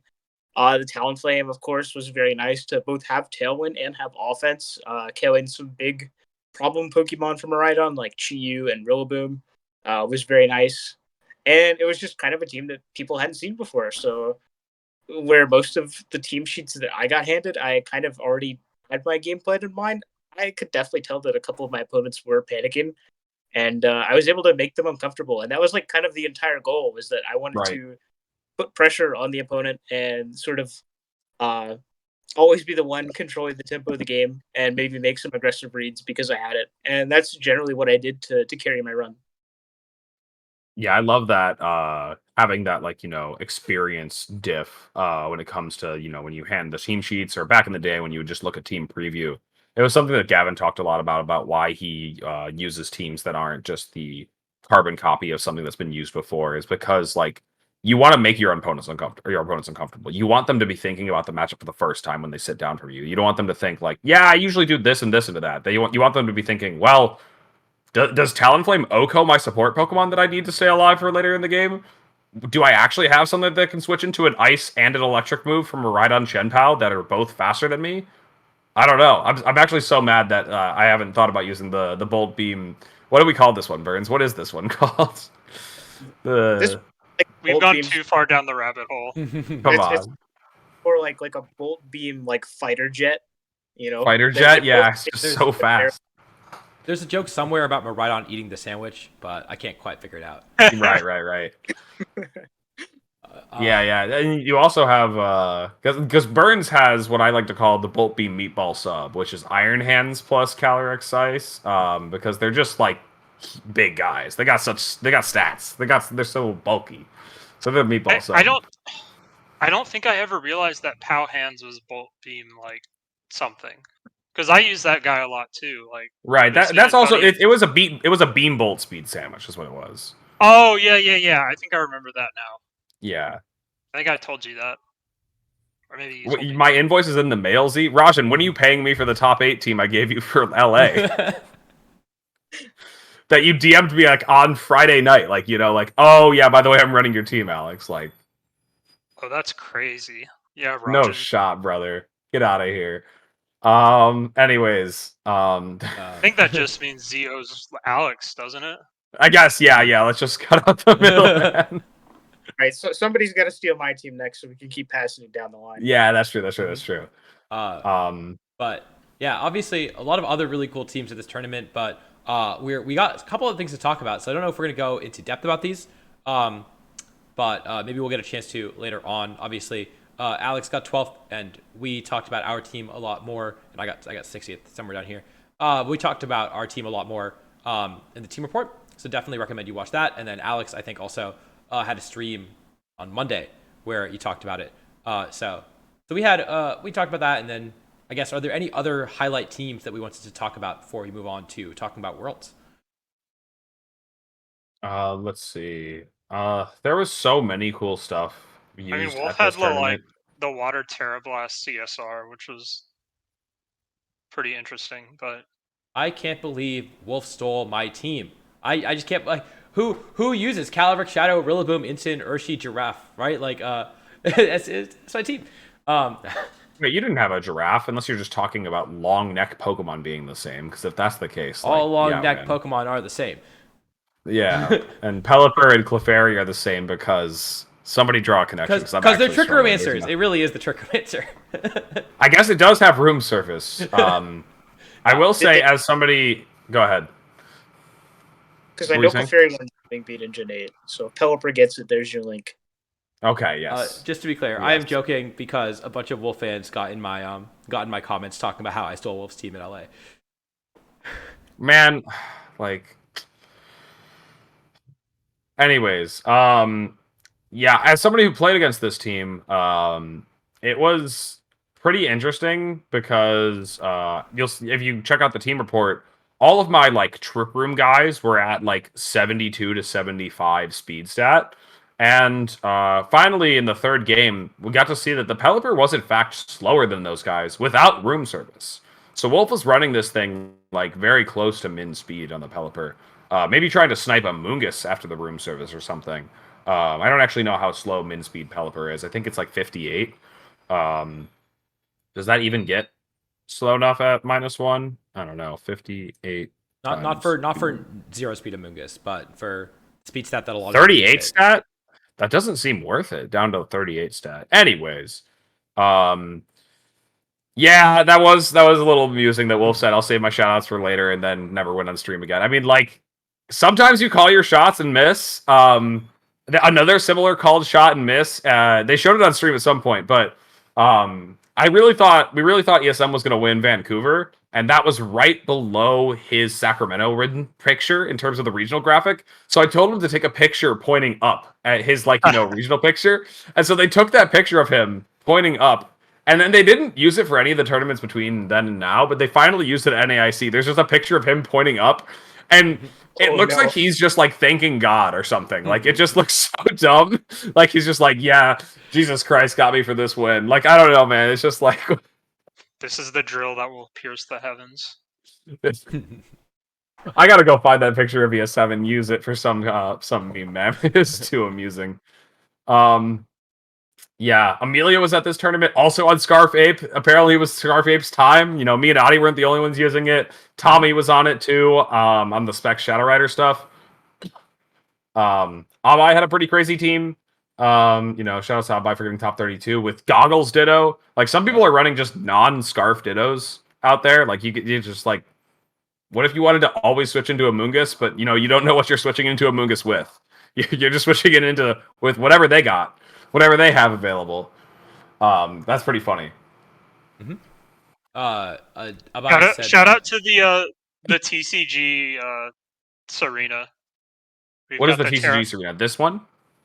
There's a Terra Ice Serena EX card. Oh, okay. It is kind of the meta Terra on it, though. It has that defensive and offensive capabilities. It resists still ice. Or resists ice. That's just the only one. But it resists glacial ice. That's pretty nice. And you can't get frozen. And when you play against those Hail teams, you get that defense boost. Let's go. Yeah, I don't know about any other ones in day 2 to talk about. We'll you know, feel free to mention them in the streams that we're doing, like, you know, this week, next. You know, we'll have more time to talk about every team a bit more in depth. Like, I think the last one that somebody did mention that was worth talking about is ESM's team, because ESM did just like say like it's the friends we made along the way. And Rep pulled up with this team, unfortunately getting 17th. But he just has all of them. Like, he's just running all of them. Like, this is honestly, like, nothing new from ESM. Like, no. all these ones he's run before. Yes, that's what I'm saying. It's the friends we made along the way. And, like, he has a message pinned in his building channel where he says, it's a quote from himself saying, actually, I was the one that pinned it. Says, I don't have original ideas. I just recycle the same ones with new paint. And that is just where we're at. Like, he's just like, you know what? I don't think T-Tar and Zamazenta can work together. He said that at the beginning of the meta, and here he is at the end saying, you know what? I'm running T-Tar and Zamazenta at the same tournament. Or, like, yeah, anyways, same what team. I want to know is, would you leave your Amoongus in front of the Hurricane Moltres? Yeah, I'm dodging that every day of the week. I'm staying in, because I don't think it's KO. Fair enough. It definitely does not KO. Gambling.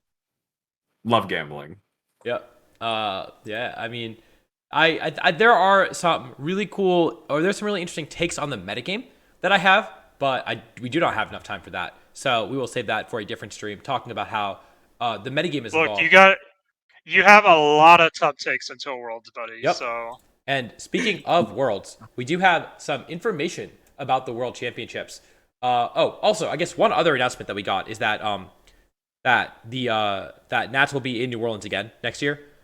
Which I don't know if people were necessarily expecting, but it's super cool. So we will be going back there. Yeah, last year we got regionals, which was honestly a little bit more exciting, but I'm not one to complain. It's nice to know, like, we already, like, where NAIC is going to be, helps with travel plans, and it's not like it wasn't a bummer of a city or anything. I'm happy to go back to this one. You know, like, I've been to Columbus and Indianapolis so many times, and there's not much to do there, but there's, like, plenty of places to get good food left that I didn't get to that I would love to have a second chance at seeing. People have a year to mentally prepare for the heat this time. Oh, that too. And the Europeans can prepare their stomachs. And, like, I'm sure we'll get the regionals okay, since locations like quickly enough, anyways. Right. You know, they announced like some of them at NAIC and then the rest at Worlds. Maybe we're just gonna get like all of them at Worlds or something. Who knows? We'll see. It is always cool to see them announce these things. I would like to see them announce regionals and smaller tournaments at these big events because these are just like the best marketing that you can have for regionals, right? But Right. Yeah, I don't want them to announce the world's dates at EUIC. That was the most troll shit. Don't bring us back to that, Burns. I'm getting angry. We should be getting next year's world's dates at Worlds. You should, because it's already Really? booked. Like, in my opinion. in fact, they're booked several years in advance. We already know where we're going in 2026 or whatever. Yeah. Anyways. Anyways, Worlds, we got this whole page with a lot of info from the World Championships. And I think the most notable thing is we finally have the format of Worlds. Now, I think a lot of us expected it to be the traditional Day 2 Swiss system, but it actually is a little different. There are 800 players who have Worlds, 800 odd players who have a Worlds invite. My back of the envelope math said there are going to be between 500 to 600 players at Worlds, so maybe we're 400 or 600. So either we are going to have 10 rounds of Swiss total with 8 in day 1 and 2 in day 2, or we will have 11 rounds of Swiss total with 8 in day 1 and 3 in day 2. And then to make day 2, you have to go X2. So in this case, you'd have to have 6 wins. And then finally, for top cut, it is how many of our players have the same record as 8th place will make top cut. And I think I actually have some numbers for that, for what it might look like. This is not including the round 1 buys that some number of players will get. So the numbers are going to be a little skewed because they're going to be more wins than losses, but in that first round. But overall, if we have 10 rounds. Wait a minute. What's up? I just had the craziest realization. The joke is dead. You can't say, man, I feel like half the people lost round 1. There's more wins than losses in round 1. What the heck, man? Yeah, and there's actually a decent number of buys too. So that round buy might come into play, but yeah, it might skew the numbers a decent amount. But this is the back of the envelope math for 500 players, where we see it's going to be roughly, I think this is a 27 player top cut, give or take, and that is actually very convenient when you have about 5 or 6 people who go X1 or undefeated, meaning that it actually could be very close to a perfect X1 buy, X2 top cut for that top 32 round, which actually be really nice. But again, I think the numbers are going to be a little skewed in one direction or the other. If we get over that 600 player threshold, or that 512 player threshold, get to 600 players, then we're going to see a smaller top cut because there is an additional round. And so it looks like it's going to be closer to a 20 player top cut. And so it's going to have something like this. Ignore the cutoff. That's not actually a cutoff. Everyone makes cut. It's just the number of players total that matters. And so, yeah, we should see these are kind of what to expect overall from this new system that we have. I do love hearing Audi count and just say like a lot of numbers, but I'm actually going to ask, like, I've seen this system mentioned or like explained like 4 times, and I still don't quite get it. So I'm going to ask Burns to explain it to me like I'm a junior. Please, Burns, help me, save me. What are we doing at Worlds, man? Okay, so we're playing 8 rounds of Swiss on day 1. Cool. If you are 6-2 or better, you show up to the next day, and we're either playing 2 or 3 and more records rounds. carry over, of course, right? Carry over. It's not. I don't think it's going to be like day 2 where it's like you can play someone again. I don't think they're going to do that. I think it'll be this. I think. Yeah, we don't know. You could have like a resistance of 3 opponents or 2. Like, that sounds too scuffed that I don't think they're going to do that. So the second day is like 2 or 3 Swiss rounds. We're just going to keep playing Swiss rounds. It's 2 or 3 Swiss rounds on the second day, and then it's a bracket from there that they're playing out for the rest of the day? Yes.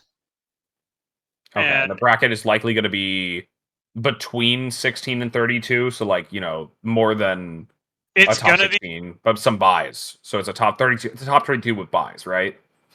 Yes.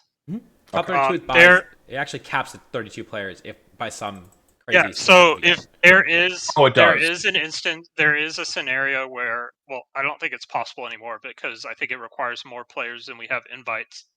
But if there was someone at 33rd with the same record as 8th place, they would not be in top cut. Got it. They would be bubbled. But that requires like a really like large number of players, over 1,000, basically. I think it requires like you have to be like at 1,000 or like close to the 1024, like the upper limit of that of our like 11 rounds. Oh, okay. Trigger the 12th round. Okay, but we will likely not see that scenario. So I guess the big question mark still is, what will resistance be, and will you be able to play the same person on the second day or not? Obviously, so actually, including Rafa brings up a good point in the Twitch chat. I bet the Los Angeles internet issues, they were definitely faked just to like test this, you know? I think the internet issues, that was just a cover up because they didn't want people to know they were testing like the like splitting Swiss across 2 days. Yeah, I think what happened was Chris Brown got a call the day of. They were like, Chris, by the way, we need you to demo this Worlds format at LA right now. And he's like, I'm not doing that. And they argued on the phone for 3 hours. And eventually he caved. This is the truth liberal media doesn't want you to know about. Yep. So that's my conspiracy theory. Yeah. That makes total sense. And he cut the internet as soon as the phone conversation started, and he's like, "Hold on, guys, I'll fix the internet. I'll plug it back in when this conversation's done." Yep. Sorry, guys, if you don't know Chris Brown. Wait, is that your brother, Adi? That's my brother. Chris Brown is the head of Play Pokemon, I believe, right? There is a white Chris Brown. Just he's the guy on stage. Also, you know Chris Brown because I think they used to be involved in Smash Bros too. So you've probably heard of this person. He was on stage. He's the guy that was handing the trophies out during the ceremony at NAIC. Mm-hmm. Oh, he was? I didn't realize that. Yeah. Also, one more important thing about Worlds is that it is actually official rules 1. So congratulations, restricteds are in fact banned for the tournament.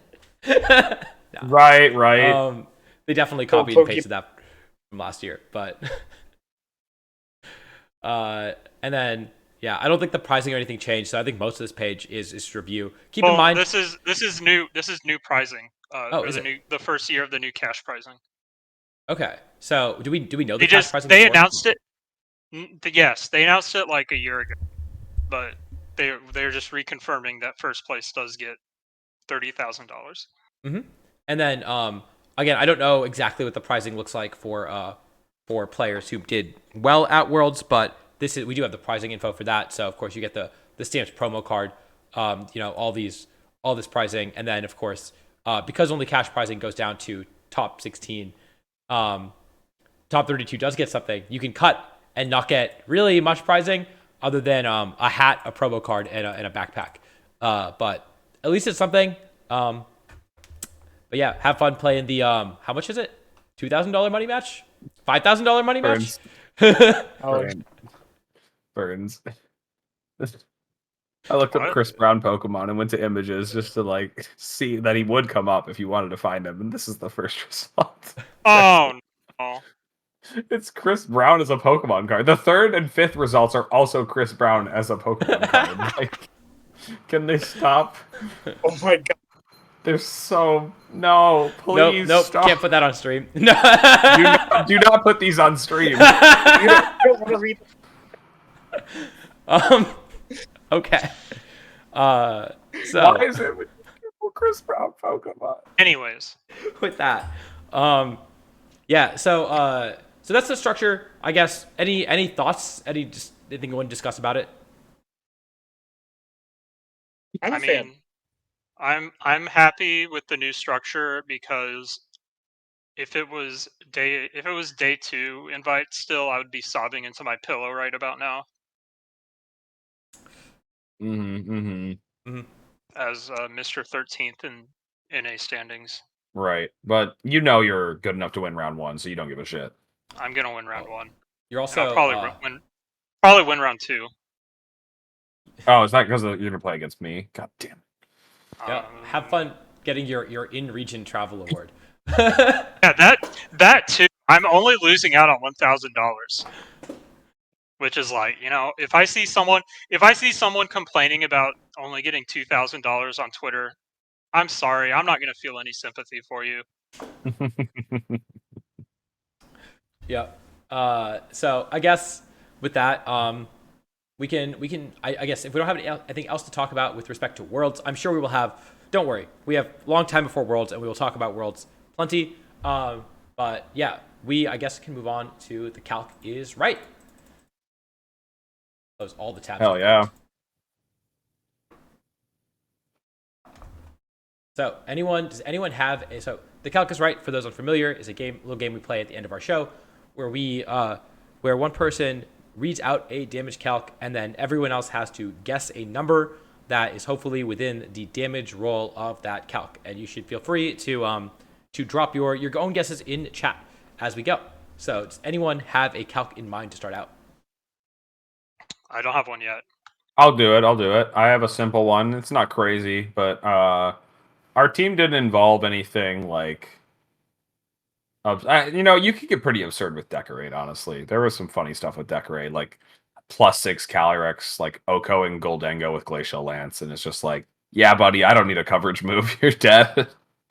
But let's actually do a bit of a different one here and talk about how much Electabuzz's Volt Switch does to Urshifu Water. Just your standard Scarf Urshifu, so it doesn't have any bulk. Electabuzz doesn't have any offense. So let's just say the Urshifu is 4 HP, and the Volt Switch is coming from an Electabuzz into Urshifu Water. How much damage is it doing? Let me know when you're ready. I'm ready.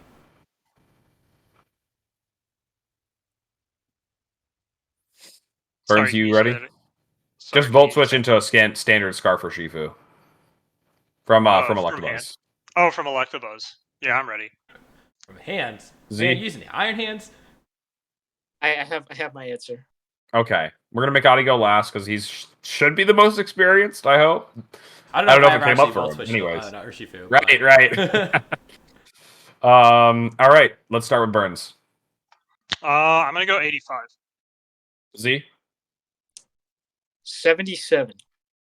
and Adi. I'm saying it's doing 73. All right, let's go ahead and plug that in. All right, Electabuzz, full bulk, follow me. Why don't they have Volt Switch? They do have Volt Switch. With 0 special attack into Urshifu, Rapid Strike, Mystic Water, 4/4, and Volt Switch is doing. I'm seeing 65.9 to 78.4. All right. Yeah. So I think that Adi, you were in there or no? Mm-hmm. You were in there. 73 and Z said 77, right? 77, yeah.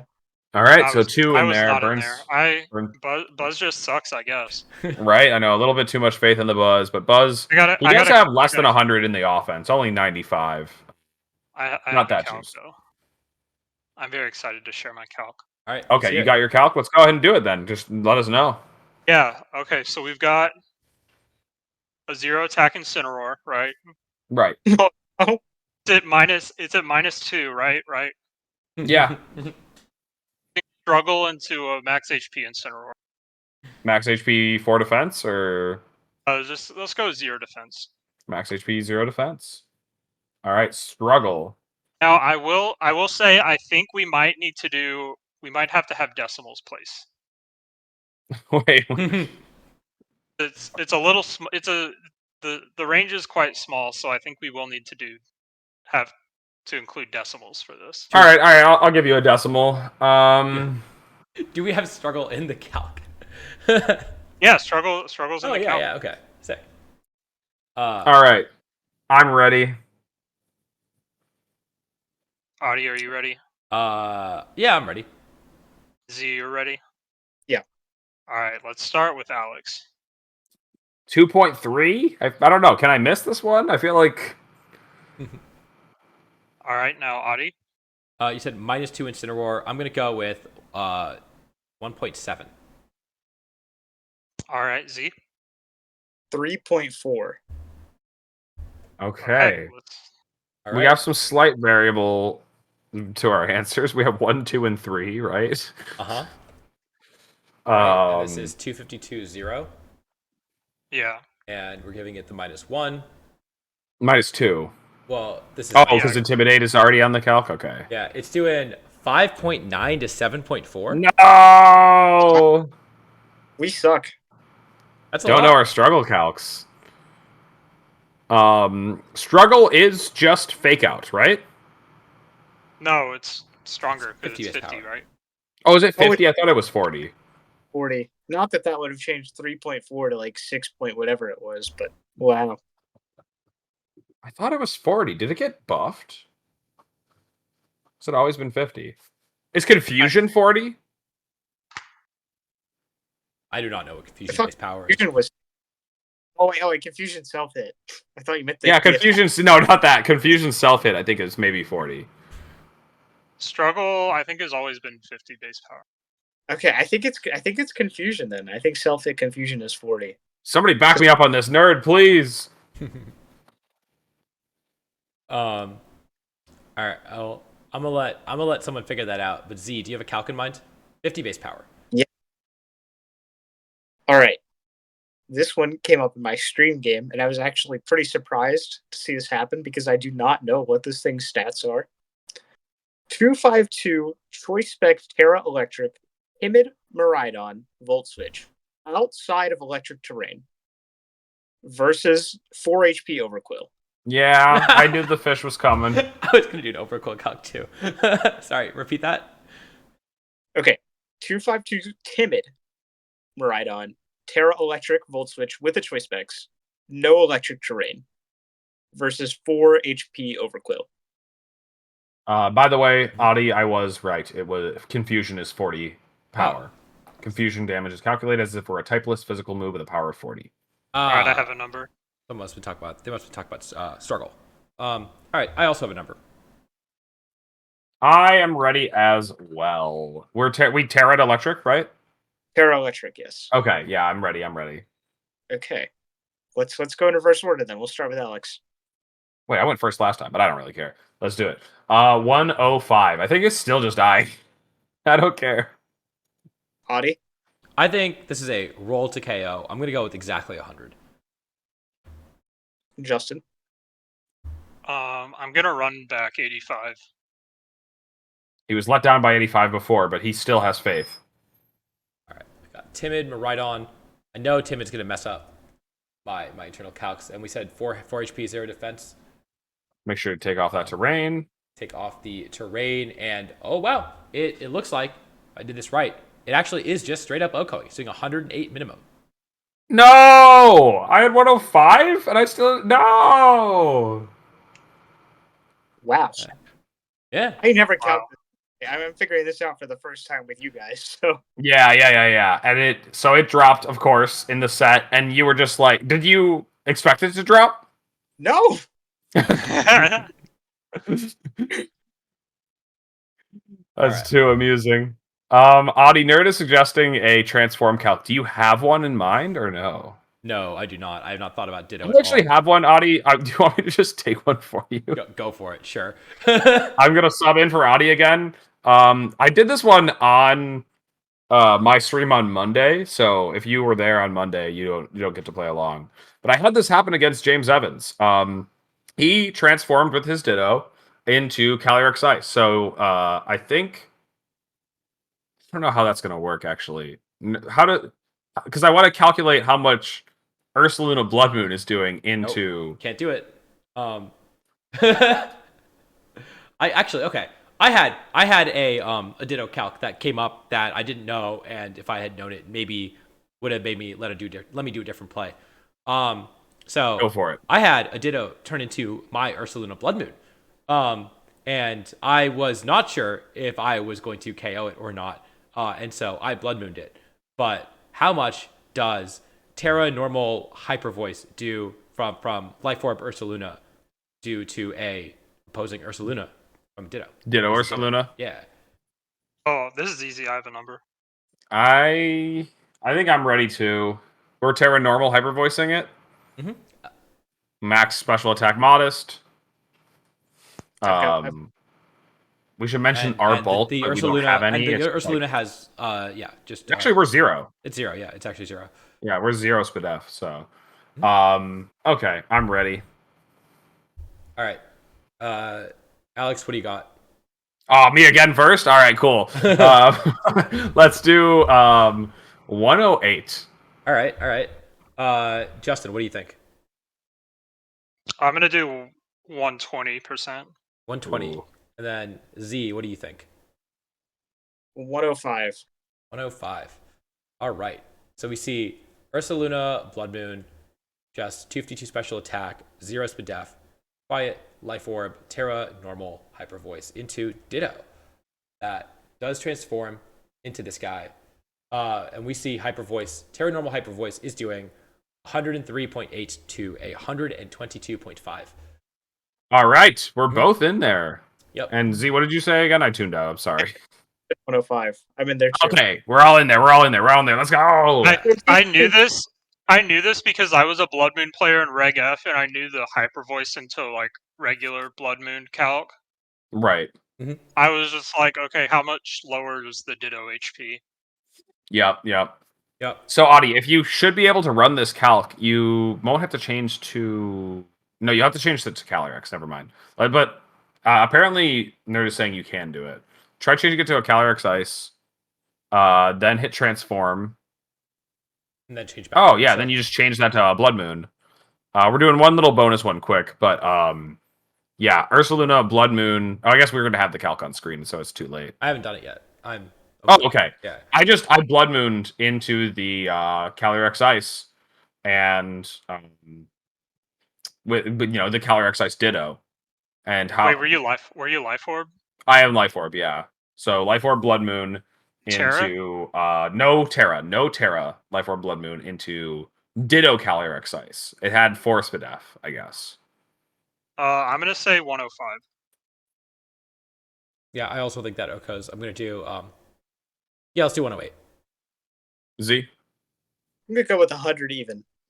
100 even. I think Z might be the only one. Let's see, because I think it was a 75 to Oko. Oh, wait, hold on. Is this it? That looks right. It is a 37. Oh, wait, 37 to Oko. Never mind. Right. No, So, yeah. I got the Oko in the set against James, and we were both just looked at each other like, huh, that just happened. I guess. But, it was a roll that could happen. I got a little bit lucky in that sense. Both of us just didn't know how to feel about that one. But I feel like, I don't know, Burns is the only Ditto player in the call. You probably walk away from a lot of situations just like, huh. No, I'm also a Kali. I kind of knew this because I've played all of the mons that in question. I think it's just like both. It's funny because both times I got the high end of the roll. In my guess. Ditto can do some funny stuff. I love that Pokemon. It's super. Just like if Terra normal Blood Moon can Oko Kali like regular Kali Ice, then you can definitely Oko Ditto Kali Ice without Terra. Definitely. All right then. That's gonna be it for this episode, right? We've talked about everything we needed. Was on the topic document. So we make sure, by the way, if you got in here late, to check it out on YouTube. YouTube. On YouTube tomorrow. YouTube. Yes, on YouTube. It is on YouTube, and it is tomorrow. Yes, that's what I was trying to say. So yeah, look forward to that. Look forward to Z's team report coming out hopefully Friday. That one I'm not holding myself to. It might be next week. We'll see. But yeah, we both got a lot of content planned. I'm going to be streaming with Tommy DeRosa. That's also planned for Friday with some Palkia action. I know Alex was planning on streaming tomorrow as well. So we got a lot of stuff coming up, and yeah, we just cracked 2,000 followers. So if you aren't following, please follow, and we can keep growing the channel. It's been really cool to see everyone's support over the last few months. And thanks to Z and Burns for being on and representing Tub Nation at this tournament. Hell yeah. And so go ahead. I was gonna say I found somebody to raid for us if you want. I saw that that Zach was streaming, right? We can raid him. Yeah, Professor Shroomish, that's who I was gonna do. All right. I'm gonna send you over to Zach, who I think is streaming with Mont as well. So your Los Angeles regional champion. And so they're cool people. Stick around, let them know where you came from. They're playing some Pokemon. And yeah, oh, you've already started the raid. Sick. All right. Well, in that case, we're going to send you over. And thank you all for coming by. Until next time, see you all later. Peace out, See ya. peeps.